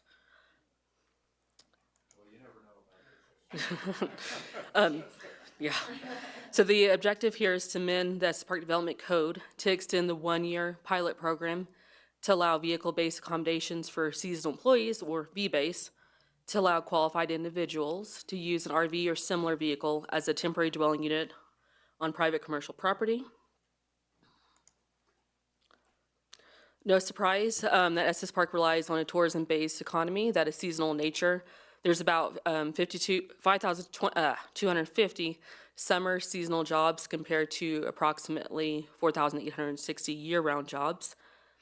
The 2023 Housing Needs Assessment and Strategic Plan shows that housing costs and rental shortages continue to increase.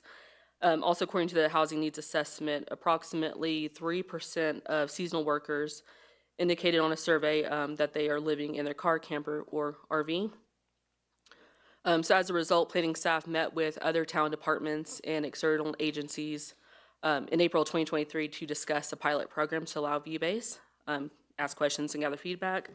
Attendees included staff from the Building Division, Public Works, Parking and Transit, Utilities, Police Department, both of the sanitation districts, Estes Valley Fire Protection District, the EDC, and the Estes Chamber of Commerce.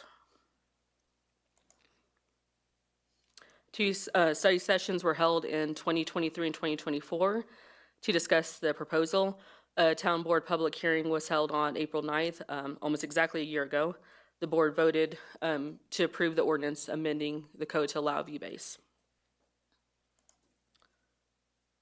The pilot program season opened on May 1st and closed on October 31st of last year. Unfortunately, no applications were submitted in 2024, but we did receive a few inquiries. We sent out a survey, but only 1 response was received. At this time, we don't recommend any changes, but we do recognize that there's an increased need for community outreach to promote this program if it was extended. So the proposal here, the section 5.3 D79 of the code includes a provision to automatically repeal V-base effective April 30th, 2025, but it allows the town board to alter this repealed by ordinance. So staff requests approval of ordinance 425 to extend the V-base pilot program for an additional year, amending the date to April 30th of next year. As a refresher, here's a summary of the V-base program.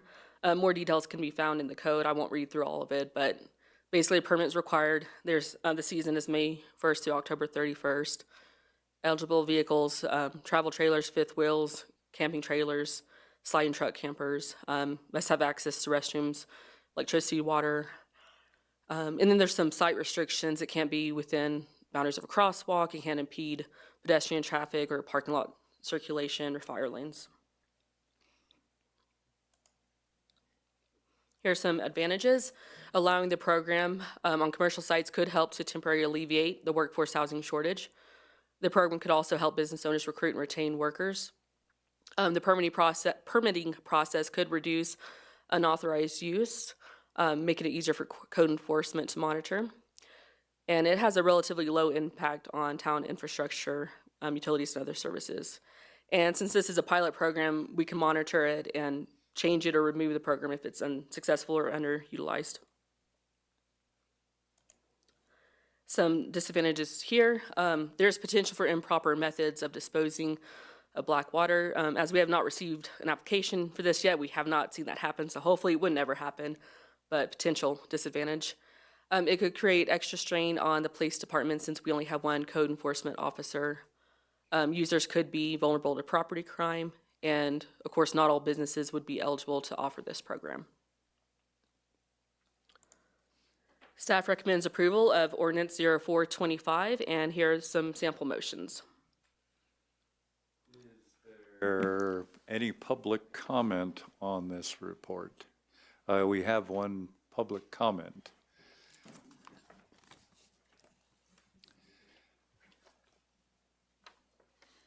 Hello, Kent Smith, 661 Bighorn Drive. Sad to hear no one took advantage of this past year. We had quite a discussion about that at the Chamber Board meeting, and that this gives some businesses an opportunity to take care of their employees, and I guess maybe we all should look for ways to advertise it a little better and talk one-on-one maybe to some of the businesses who struggle with this problem, and we'll see how that goes. But I think probably awareness is the biggest issue. So, great idea. I'm glad. Thank you. When I did work at the hospital, I know there were some occasions where folks were doing this before the ordinance existed, I think. It worked out as it was, but much better to have an ordinance in place. Let's move to trustee comments and questions. Trustee Young. So, yeah, I agree. I thought it was a great concept. We need to get the word out. I guess, how is that going to happen? How is that word going to get out so we can make a successful, have it be successful? So that's my question. I'm not sure that you can answer that, but that was in the packet. It was because it wasn't advertised that we feel that it didn't really succeed. So I guess that's a question for, I don't know, staff. Are we going to be Mayor, Trustee Youngland, I think that we will plan on working with our public information officer to get this out more broadly, work with the chamber has been mentioned, and probably the EDWC as well. One item that may have also complicated last year was the challenging enforcement arena around overnight camping. As you all are probably aware, there was some very strict district court case law around what municipalities could and could not enforce regarding camping on public streets, more or less.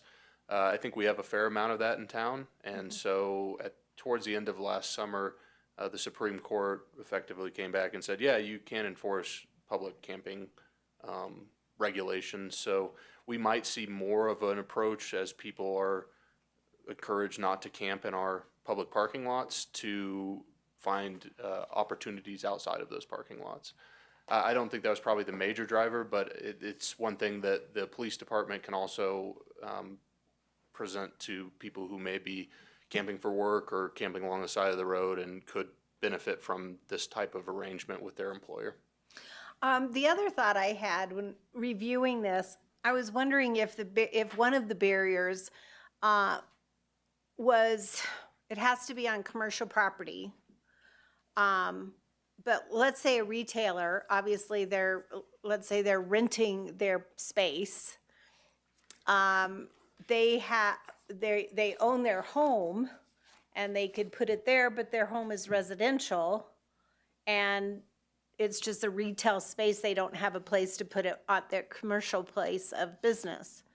I mean, I know that opens a whole can of worms, but It does. It is a policy decision for the board, given the amount and the passion that I hear almost every year about these types of uses in residential areas. I would recommend against it. People get very agitated when there are people camping out in their neighbor's yard in RVs or vans or trucks. Of course, that's a policy decision that the town board ultimately can make. I would say that that probably opens us up to a lot more properties, which could be beneficial or could create some more neighborhood conflicts. The thought behind limiting it to commercial areas was that these are already higher intensity uses, and it doesn't have that same impact on the neighborhood where there may be other conflicts. yeah. No, I agree. I just trying to think of different opportunities, businesses that are commercial that would fit this. It's not a lot. So I don't expect it to be used a great deal. I'm finding them more down the canyon than anywhere. So anyway, just my thoughts. Other comments or questions? Don't make a motion yet. Trustee Igo. Thank you for presenting this. It is mysterious that we would continue something that had no use, very little interest, one survey returned, but I think it is a very good opportunity for us to alleviate some of the demand for inexpensive housing. The limitations on where this can be used are pretty significant. I have a commercial property. I have asphalt, or I have a concrete space. But the setback will be an issue. The requirement, and correct me if I'm wrong, it has to be connected electrically and to water. You don't have to dig into it. It looks like it does, but I wonder if that's flexible. So that there are no changes made to this to go into the second year. You'd think if no one took advantage of it, we might finagle it a little bit. We might open up properties that are eligible to be used, but there are a lot, I would guess a majority of the businesses who would benefit from this. If we're addressing this by permit individually, you may be able to establish a location that's outside of one of the areas that are specified in this to allow that to happen. Maybe there's a residential area where it would work, a residential multifamily. If we want the spirit of this idea to work, we may have to look at changing this a little bit. So are we going to do it a second year and have no participation? I don't know. I do have a question about if this is a vehicle-based RV that is connected to electrical and water, follows all the rules, can that vehicle come and go during the day? Can that be a vehicle that's used for transportation as well as camp at night?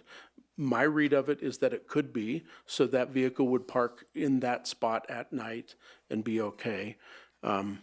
I think we have a great opportunity to make this work through our publicity, and we may have to finagle this a little bit next year to make it really successful. So I want to ask the questions I think that would make it work for the community, and we'll publicize it. And I think next year we'll see that we need to massage this a little bit to provide a solution to the community and not just an idea. I support it. I think it's a good opportunity for us to use. Mayor Pro Tem. I'm supportive. There's a few little things. I agree with Trustee Eigel, especially about the electricity and the water. I was actually on the fence when we talked about this last time, which changed my mind, is an issue that I have with some agricultural property in Boulder County, who only allows 14 days maximum, which I think is goofy. Because you have an agricultural party that, that has workers and everything else, and you can't put a camper on there for more than 14 days. Lerner County only says, I think it's 3 days, which I've actually sent them our ordinance, the county commissioners in those two counties, to look at that. for the county use because I think it's goofy. So I think it's really good, and I think that we're forerunners in it. I was really worried about, the possibility of sanitation, like we'd have campers everywhere, where obviously that's not been the issue. But I would be even supportive of one more step forward and maybe not having to have to hooked up to water. They can have water, and they have to empty their tanks anyway, their black water. Why are we making them be hooked up to water? They can have their own water tanks, kind of thing. We're making them be electrical. Well, they have, if they need heat, they have their propane. So I'd be really in favor of making it one step further and making it easier for these businesses to have this. I'm not sure of the setbacks, but I have to look at each kind of where that is kind of thing. But I'm just want to tell you that we are ahead of the county. We're ahead of Will County, we're ahead of Boulder, and we're ahead of Larimer in this because they have nothing even for agricultural workers. So every time you see a camper that people are living in, even if it's the owner's property, they're not allowed to do it, which I think is goofy. Thank you for the comment, Mayor Pro Tem Sinek. So when we were originally looking at a timeline, what makes sense, our goal was to match it with the parking season. That's the season where workers are here. So it made sense to keep that lined up, but to give it a little bit before and a little bit after to allow people to get here and get set up and then take some time to pack up or whatever to move on. So yeah, we definitely want it to be in line with the parking season here. And to answer both of your questions about utilities, yes, the code does require electric, water, to be available on the same parcel, but as you mentioned, a lot of RVs or campers are self-sustainable, so maybe that's not as big of a requirement as we initially thought. We received one survey comment, I believe, and the concern, or the comment was addressing that issue, or that the utility regulations were a little bit too strict for it to be practical. So I think looking into that might be a good idea. I'm not sure if we want to allow this to lapse for this season. Our hope is that if we increase public outreach through the primarily through the Chamber of Commerce to get that promoted. From what I understand, Director DePasquale, if I'm pronouncing that correct, wasn't aware of the program last year, and so bringing that into the public a little bit more. And I also heard from the Housing Authority that they may want to mention this to some of their folks as well. So if we can have some flyers created, something like that, I think that would make a difference. 'Cause from what I understand, last year we were limited to just a press release for this program. Trustee Igo. I'm bought into the success of this, so I'm going to jump back in here. I have experience driving a bus around the country for a year. Yeah. We dry camped. We had our own power, we had our own water, we had our own sewer. And dry camping is a thing. It is a way to camp and survive in an RV for an extended period of time. I think that we are too restrictive in our utility requirement, that we may be killing the program. If that was the one survey, you could say 100% of the survey participants said this was a deal breaker. And I would say if we want this to be successful, now's the time. If we want to get into so I wouldn't say put it off. Is there any latitude, flexibility in this, or is there a way that we can go forward on this to contribute some change this year to make it successful? Could we approve this extension and then work on an amendment to the ordinance for the next or a couple board meetings? Planner Washam, is this a time-sensitive extension? Yeah. April 30th. Correct. It automatically lapses on April 30th. So if the ordinance was approved, there's still another 30-day time period before it would kick in. So we're able to accept applications between, I guess I would say, May 1st to May 9th, roughly. But it is time sensitive, but perhaps Attorney Kramer could. So if the board wanted to make changes for this year, the simplest thing to do, it sounds like, would be to move forward with the ordinance as it is and then bring forward changes to the ordinance that would take place, if approved, on a delayed time frame. It's still, it would give kind of a false start, but it would prevent us from having to come back and republish the whole thing down the road. Thank you for that clarification.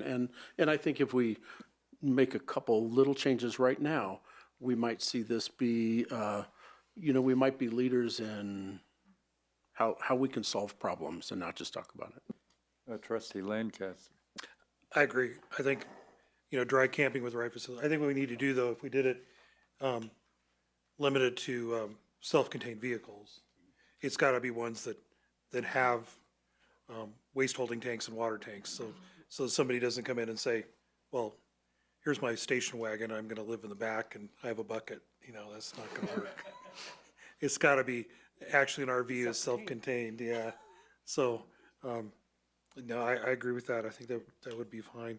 I also want to point out, we talked about in the strategic plan about, or we'll be talking about in the future, housing, and we've talked a lot about housing. The one area that I think we kind of let go is that seasonal housing part. And we haven't really addressed that real well. So this addresses our strategic goals of looking at the whole spectrum of housing, and the seasonal housing for seasonal workers is a unique animal that we haven't really addressed very well. This is a good way to do that. So this is a great program. Thank you for putting it together. Trustee Hazelton. Yeah, I would agree. I think it's worth certainly moving forward at this point, and then possibly considering if we want to make a couple of those amendments as Trustee Eigel suggested.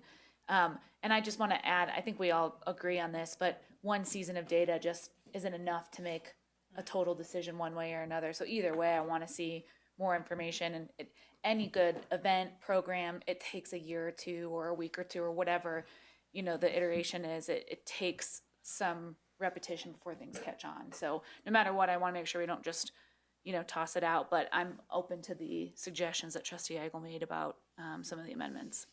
Trustee Brown. Yeah, I might mention that at the EDWC, I'm never going to get that right, we had a discussion about seasonal housing.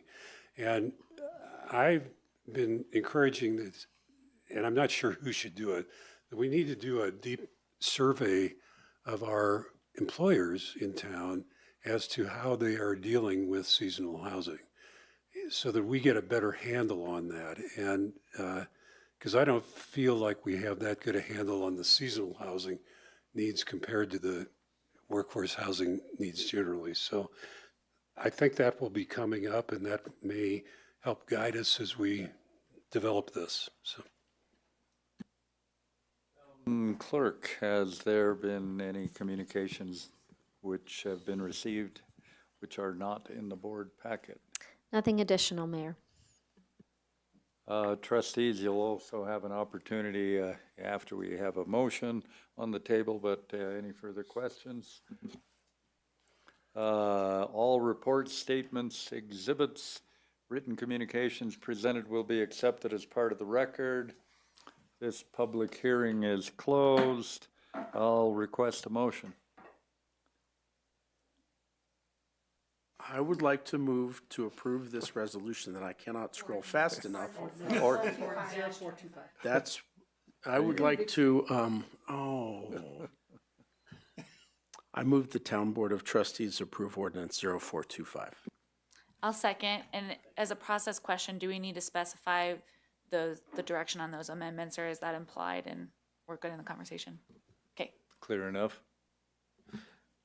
Mayor and Trustee Hazelton, I think that there would need to be a little bit more conversation, unless it's very specific and clear to others who aren't me, on what those later revisions would be. We do have a motion from Trustee Eigel, a second from Trustee Hazelton. Other comments to help guide the creation? I thought it was fairly clear, even though, we may craft it as it comes out with the fully supported, internally supported vehicles. Do you have questions specifically in shaping that to the board? Well, I think it's really, if I hear it appropriately, I think what was discussed is that number 7 and 8 under, under C. Okay, what are we at here? Let Yeah. me scroll up. 7, C, 7 and 8, I think is where the electric and water pieces are. Yeah. And I think that's the suggestion, is that remove those or adjust them, Trustee Eigel? No, I would stick with the original motion that we approve this to get the date locked down, and then we come back to have that conversation about revising this.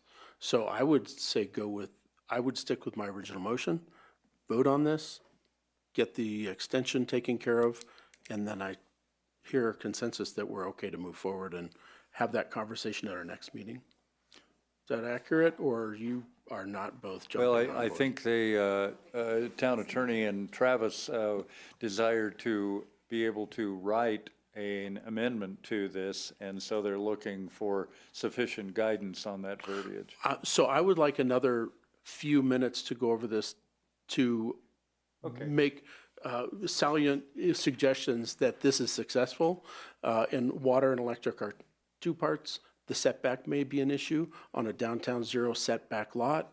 I want this to be successful, so I don't want to jump right now and fall short.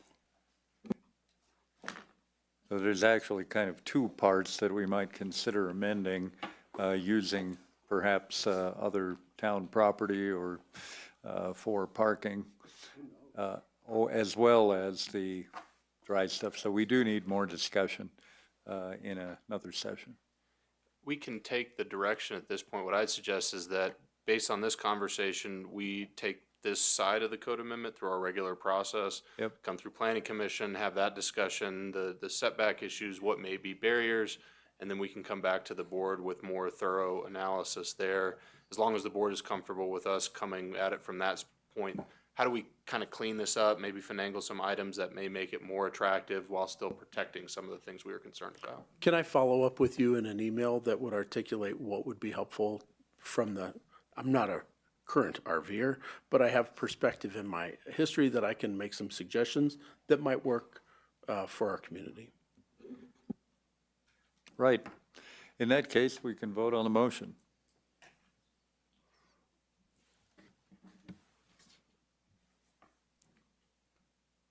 I don't have a screen showing me the status. There we go.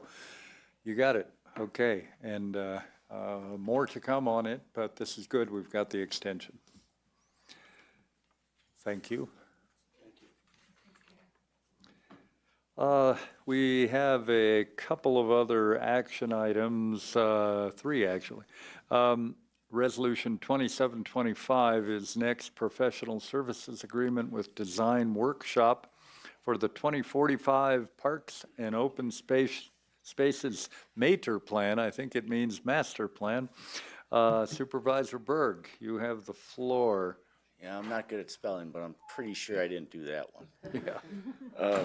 Yes, I'm here to bring, Mayor, trustees, good evening. How y'all doing? Sorry. Hey. Make it official. I'm Brian. I'm the park supervisor, Brian Berg. I'm bringing forth Resolution 2725, professional service contract with the Design Workshop for the 2045 Parks and Open Space Master Plan. The objective that we have is Public Works staff seek approval for the town board for the professional service contract with Design Workshops. The present situation that we're in, over the last decade or so, a lot of master plans have been developed. And I think what we're looking to do with this one is kind of bring all those together and direct it for the Parks Division as a whole and see what the community, the town board, and other constituents want us to be doing the next 20 years. That all started out with, the request for proposals. That was a while ago, and then we brought together, I thought it was a pretty good selection committee. Merle Moore, past president for the Parks Advisory Board. He's also the committee chair for Mrs. Walsh's Garden. Been a horticulturist for 45 years. He did Denver Zoo for like 20, so really knows his stuff. He was on, and then we had a past town board member as well as a Parks Advisory Board member on the committee, two park staff, including myself, and project manager, to make sure that we kept everything in line. And we went forward, had some great initial conversations with 6 good presentations. And as you can see, we scored them, and we asked the top 2 to kind of give us their best shot. And that selection committee met and was able to discern between the 2. And that's why, as you can see in the plenty of notes, I won't go through all of those, but you guys were able to see those. And Design Workshops kind of came out on top. Notably, for a cheaper price as well. And the budget was 150,000, and we wanted to stay within that 150,000, and there wasn't much wiggle room with the other one, so that's okay. But we're looking to move on with you guys. The advantages for this, the Parks and Open Space Master Plan is gonna have all the stakeholders, community members, guests, staff, and town board to guide us in the next 20 years in planning and budgeting, which I think will be a great resource for the Parks Division, to really grab a hold of what the community and y'all want us to be doing with the money that you guys give us every year. Just direct us better. And thinking about expanding and updating, you know, we have a lot of older parks in our system. What, you know, people want us to get done now, what people want us to get done 5-10 years. Also, there's some big activities happening, say the fish hatchery property. You know, there's a lot of eyes on that, and the opposite side of the river. What does the community want the Parks Department to have a role in that piece of property? Also, like the Scott Ponds area, the last 5 years, that has exploded in recreational use. How can we best conserve that resource with the added recreational use? Another great topic of discussion that I'm sure is going to come forthcoming with the Parks Master Plan. And design workshops, we met with them, great folks. They have a kind of a, not only a big community resume, but they've done a lot of smaller community. Bless you, sorry. And so we like them, definitely. The disadvantages, of course, 150 grand. I mean, that's not pocket change. And that's a huge chunk of the parks budget, no matter how you cut it. And then the process, it's going to take a lot of time over now, if you guys approve it, 2 weeks from now till April. Particularly, probably myself. That's going to take a lot of my time. But that's cool too. So action recommended, Public Works staff recommend that the town board approve the attached professional service contract in the amount of $150,000. And finance, you know, this is coming from the Open Space Fund. You guys are all aware of that. That's one of the ones I give a presentation on. So we gain that money from the sales tax.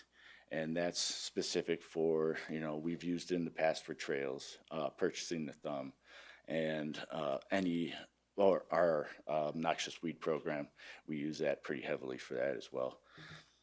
But we're going to try to grab that if you guys approve. And then the level of public interest, that's why this isn't on the consent, because parks are pretty cool in my opinion, and a lot of people care about them. And so we wanted to make sure if anybody wanted to say something, they had the opportunity to do so. Sorry. Your presentation style is refreshing, very refreshing. Thank you, Mayor. Does that conclude the formal presentation? That's as formal as I get, sir. Yeah. Good job, Brian. Yeah. Do we have public comment on this topic? Yeah, any public comment? See. Run him over. Yeah. Trustees, do you have comments or questions? Thanks. It's entertaining and lightens it up a little bit, gives a little energy back when you speak. And you really made a clear message. Is there any public comment? That was very funny. Parks is really important to this community. You are the front door. You're the front step. You make the impression. You make or break a lot of impressions of our community. And I think you guys just kill it year after year after year after year. And it, no matter how hard people work in the background, the infrastructure, the being able to drive down the street, the thing that people take pictures of is how our community looks. Is it put together? Are there details taken care of? You went a little over the top out here with the flowers outside of Town Hall, but so many people saw it and it was a focal point, and the motion detector sprinkler that would entertain people going by. There's so many things I could go on about parks and compliment you all day. So I think you do a great job. And I think it's really important that we organize our approach to how we manage this. So I think that this master plan is important to us. Mm-hmm. Now, that being said, I pay attention to how we choose consultants. And while I'm not arguing with your selection of design workshop, I want to point out that SCJ excelled in areas that are very important to me in a consultant.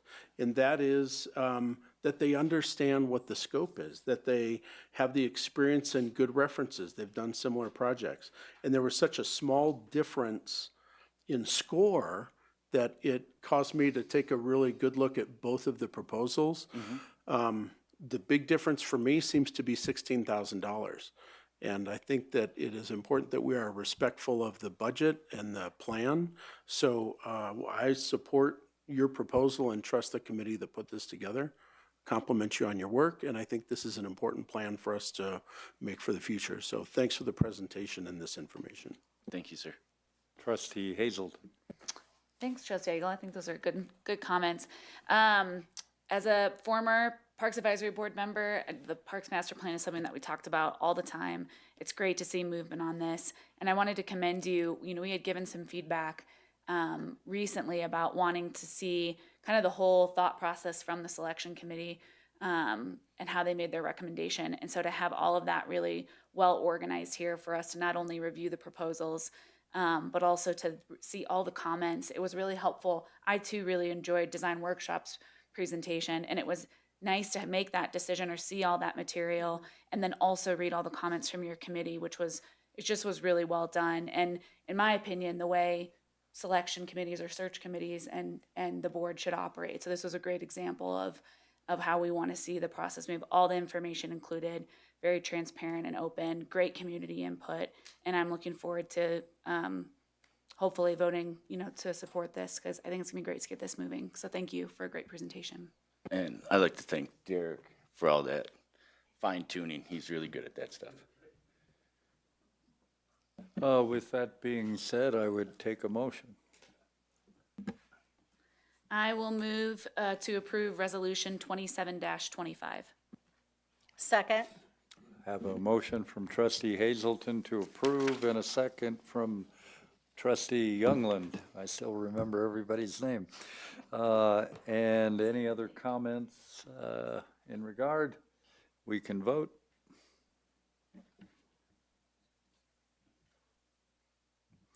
Unanimous. Thank Good you very job. much, Mayor, Thanks. trustees. See you on the next one. Thank you, Brian.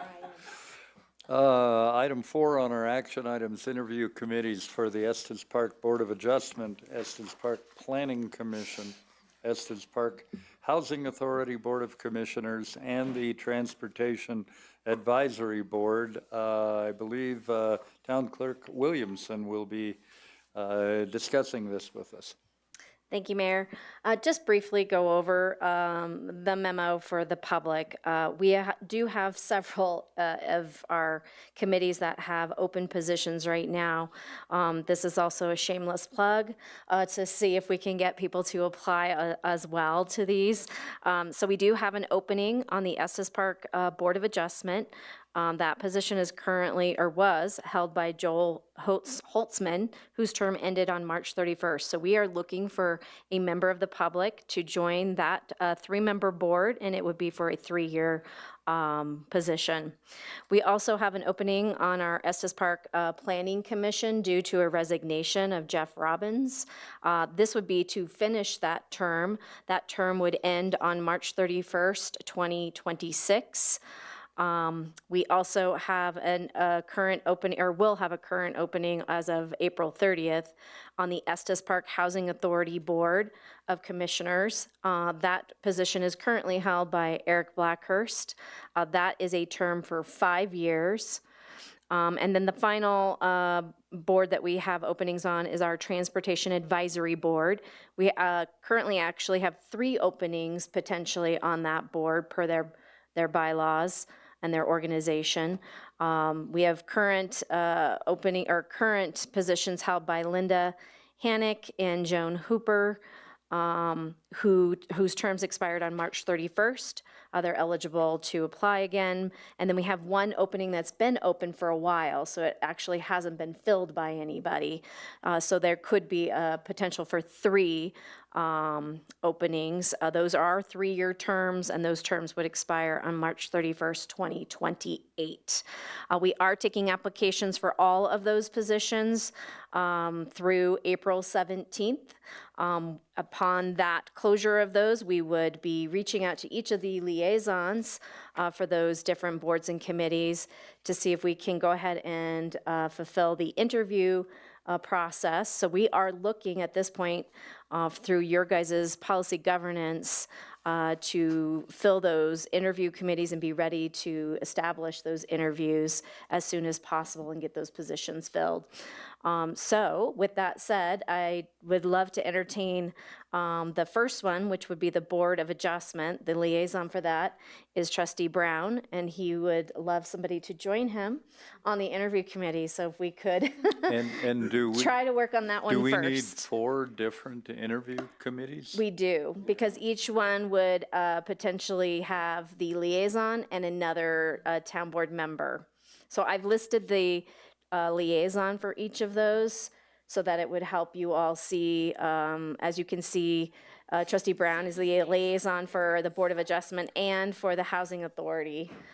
Trustee Lancaster is the liaison for the Planning Commission, and Trustee Eigel is the liaison for the Transportation Advisory Board. So we're on Board of Adjustment now.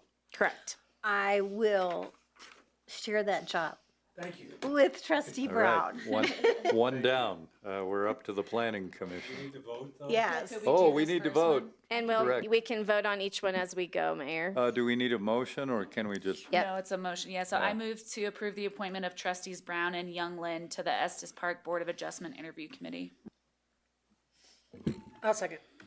Motion by Trustee Hazelton, second by Mayor Pro Tem Sinek. We can vote.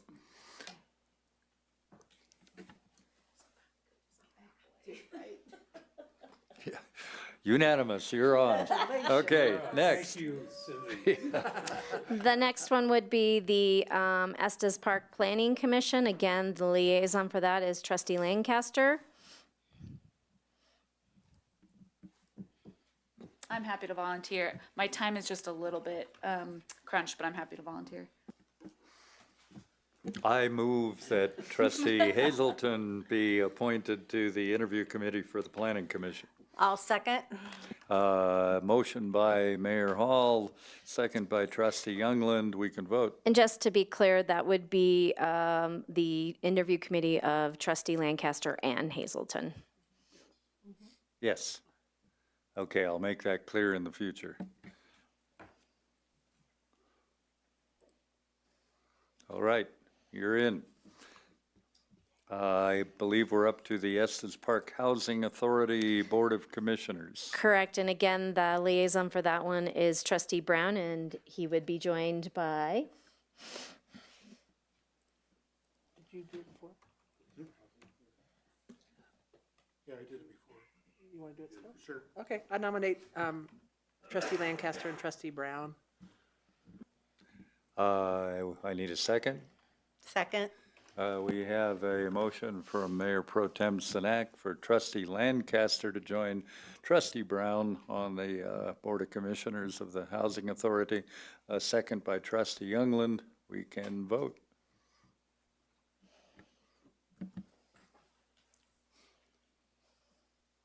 And you're good. We're now on the Transportation Advisory Board. I would be happy to serve on that interview committee. I'll make a motion. I go to all the meetings anyway. I was so ready for you.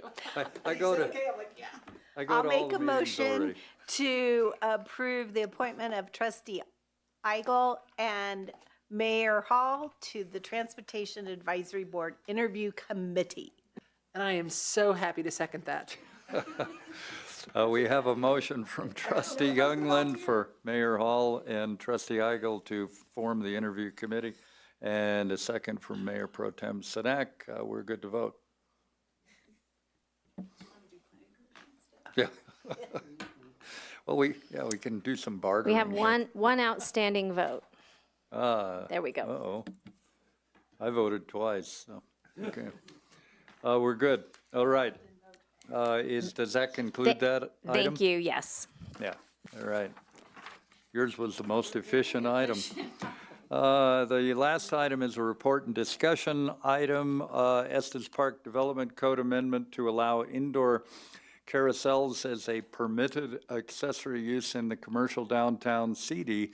Zoning District Director Caressia, who has waited patiently for many an hour, you have the floor. Thank you, Mayor, trustees. I hopefully will have a short presentation here for you shortly.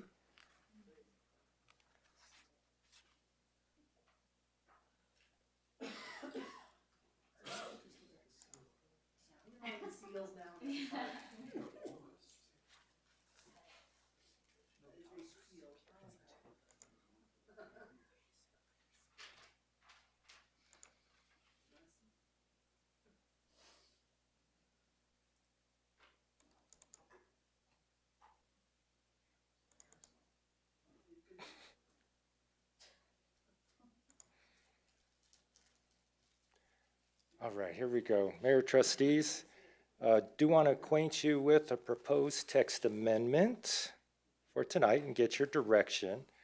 So just a little background, development code through zoning establishes, the permitted uses, prohibited uses on a piece of property. What we had was a proposal for an entertainment recreation type use downtown, and that was an indoor carousel. In looking at the development code, that was a use that was not allowed. The recreation entertainment uses are very limited downtown, and we'll look at that here in a second. But after seeing that, the board did direct town staff to look at, is there a way to allow an indoor carousel downtown? So existing definition, this is what's allowed downtown in terms of commercial recreation. As you can see, it's really theaters and table games. That's it. So the proposal spearheaded by town attorney Kramer, who came up with this language here, basically just adds the underlined portion to that definition. And basically it calls out a carousel. It's very specific, and it calls it out as an accessory use. And that's an important part of what we'll talk about in a little bit. But it'll be an accessory use to retail and food and beverage sales, and will need to comply with all accessory use standards. So what are accessory use standards? Those are A, B, and C here. Basically, it needs to be incidental and customarily found with a primary use. So this carousel could not stand alone. It would need to occur with another use. And with this particular case, it would be the chocolate factory. So it would be an accessory use to the chocolate factory. It needs to be on the same lot as the principal use, and there also needs to be a unity of ownership. So this carousel would need to comply with A, B, and C here. And with this amendment, even though it is very limited in scope, it would apply to all of the CD zoning districts. So all of this area in red would have the same ability to have an accessory carousel if they so chose, but we do only have this one request before us tonight. Some advantages, disadvantages. Clear advantages, it provides clarity. Now that we know there was some gray area, but now we know that a carousel, an indoor carousel, will be now an accessory use should this pass. Disadvantage, standalone amendments. We are doing a comprehensive update right now. Standalones could muddy the waters a little bit, but fortunately we're early in the process. This should not have any effect on what we're doing overall. Notice, public notice, should the board direct us to move forward, we have a public hearing scheduled for April 22nd. We have put in the public notice for that. We've posted this on the town website. To date, we have not heard any inquiries and definitely no opposition to this code amendment. So tonight, we're basically just want to acquaint you with this. Did this meet the board's direction? There's no action required at this time. If we do want to proceed, we can take this forward back to you on April 22nd with an ordinance for actual adoption. And with that, Mayor, that concludes my portion. Available for any questions. Mayor Pro Tem Sinek.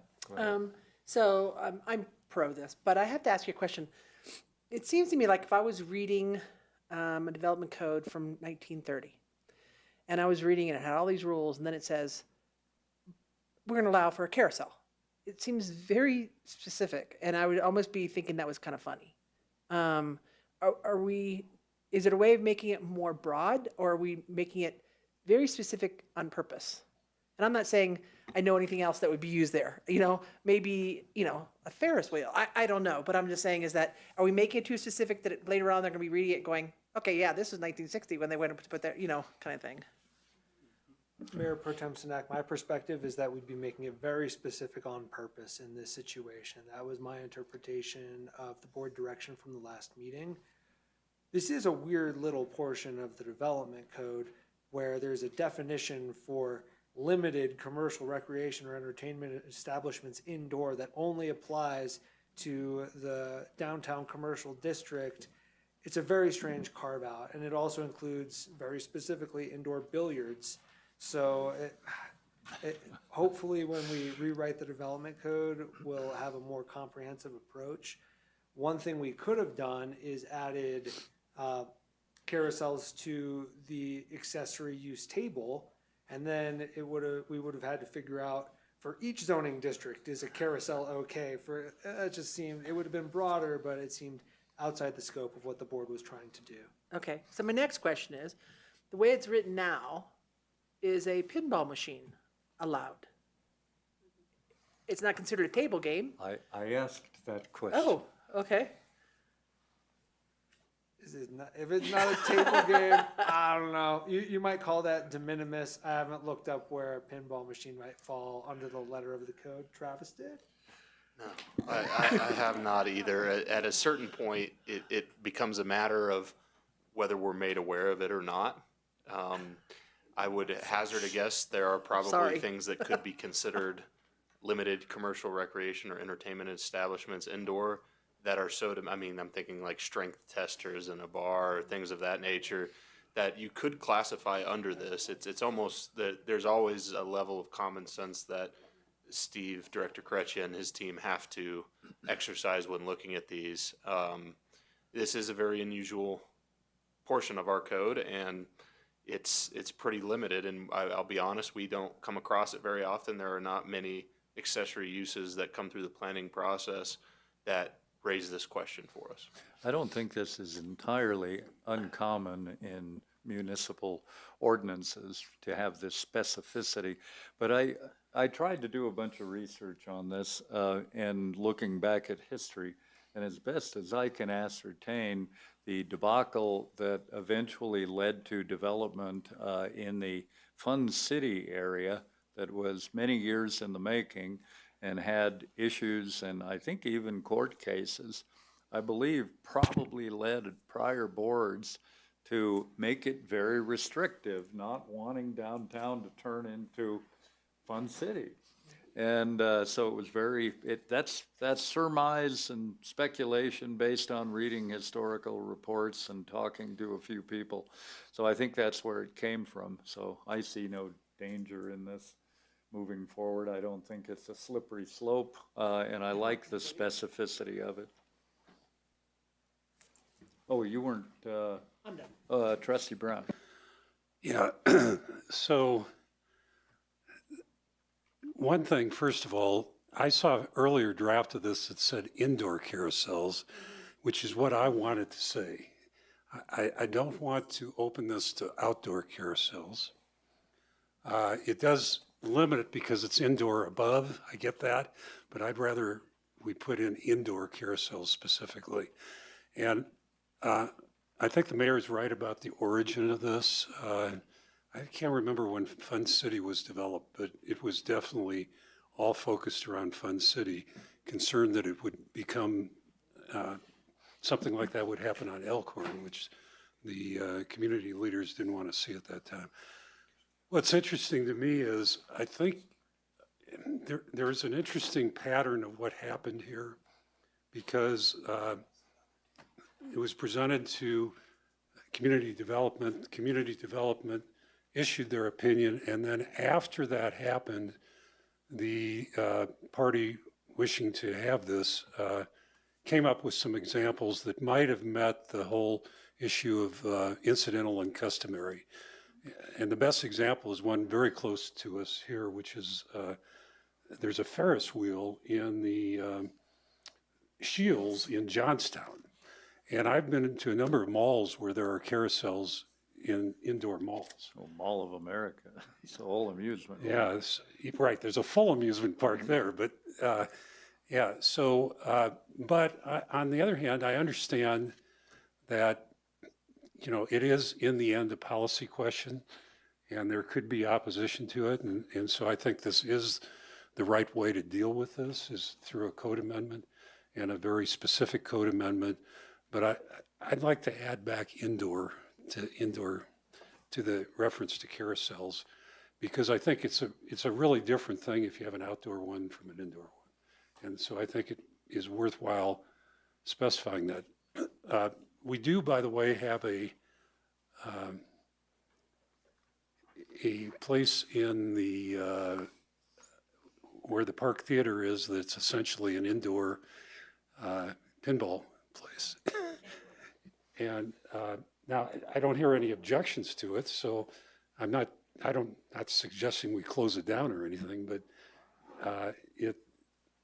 that sort of thing does happen, that there's going to be some. Now, a carousel's too big to just put it in there and think no one's going to think about it. So anyway, so that's, I really think this is the sort of thing that could help serve as an anchor, not only to West Elkhorn, but to Cleves Street as well. And seems to fit within the idea of what this chocolate factory is going to be. It'll be, principally an area of recreation and entertainment and education for our youngsters and the youngsters that visit here. And it's a major draw. I think it'll be very helpful to West Elkhorn. I think you'll draw more people up West Elkhorn because of it. So I would hope that we would, when we consider this, that we approve it. I agree with Trustee Brown, because I note that above in that, in the current wording, it uses indoor with every clause in there. So it makes sense for parallel construction to have indoor associated with that. Trustee Eigel. I really like amusement parks and old things. I think West Elkhorn is the golden block. It was called that early 30s. That was how they marketed that section of town. I think it would be a destination. I've seen drawings of this. It is attractive. It looks like it would fit. I'm a carousel with a chocolate factory. Of course they go together. I don't see any connection, but I believe that it may work with that. So I think that there are places in this that might be subject to some real public scrutiny. And I think that we have to be very cognizant of that and give the public the opportunity to talk about this. Because if this carousel goes into West Elkhorn, usually when I see a carousel, there's a calliope and there's music that is very cheery and exciting and fun to listen to for the 3 minutes you're on the carousel. But if this indoor structure, I think we have to define indoor. What is that? What's indoor mean? Is that a security measure? Is that a weather measure? Is it containing sound? Is it containing the people? Is it providing a way to charge for the ride? So why would we want this to be indoor? And I'm thinking of the impact on sound and the community. So there may be some additional parameters that are necessary with this. I'm excited to see it. I will ride it. It will be a destination if this all goes through. But I think that we have to be cognizant of the impact of a carousel if there's a music component or a noise component that would impact the neighborhood and Davis Hill, and maybe even as far as Fun City if they turn it up. I know of a calliope for sale. It's $14,000 in Denver. It's beautiful, but it's very loud. So I want to be receptive to public input on this. And we are in the correct process to do this, so I appreciate that we're going through this process. I want to hear from the public about what they think, but I would support this. If it was indoors, it appears to be complementary to the project, and I think it would be a destination and it would add value to that part of downtown. Mayor Pro Tem. I just meant to make one short because it really is his turn. But, and I'm sure that when this is written, and I just asked Frank the difference between billiards and pool tables, so I guess I didn't know that. But I'm just saying, why wouldn't we just do indoor table games and carousels? Instead of indoor billiards, pool, and other table games, and I'm saying if you just put indoor table games and carousels, it kind of makes it a little bit more simple than, billiards and pool tables and other table games and indoor and not in, that kind of thing. Just a thought. Trustee Lancaster. Yeah, I'm supportive of this. I think it'd be a great amenity, great attraction for the other side. I think the noise is certainly something to look at. We have a couple businesses down there that pipe music out that is kind of loud in that end. But I think that's addressed through the noise ordinance, and we can address that as well that way. I hadn't thought about it before until you said the indoor. I think the indoor carousel would be a good addition. We don't want a proliferation of carousels downtown. We laugh about it, but then I think about when I was a kid, my mom would never put a quarter in that little carousel outside the grocery store that went round and round. Yeah, I don't want somebody down there putting that on the sidewalk or somewhere, one of those cheap little things that has, 3 horses on it and it's 6 feet in diameter that plays music that technically is a carousel. So not that that's the big thing, but I just don't want, I think they're kind of junky. And, I couldn't do it when I was a kid. I don't want anybody else to be able to do it either. So, The little horsey ride? yeah, she wouldn't pay for that either. She's cheap. Anyway, I think the indoor is a good addition. And I do want to just clearly express my support for this. I think it's a beautiful addition. I love the way it's enclosed. The carousels, the other ones that are around, the one in Burlington is a destination. The one in Nederland is a destination. One of the best jobs I ever had, I worked at the old Elitch's, and the handcrafted animals on there and the way they do those. I mean, it's a piece of art. It really is. And to have that downtown would just be a real, I think, positive addition to downtown and certainly to West Elkhorn. And I'm expressing that now just because I won't be here, unfortunately, on the 22nd to support this, but I want to voice my support, and I think it's a great addition. And I know it's very specific, but sometimes you have to be that way to get these things done. Trustee Young.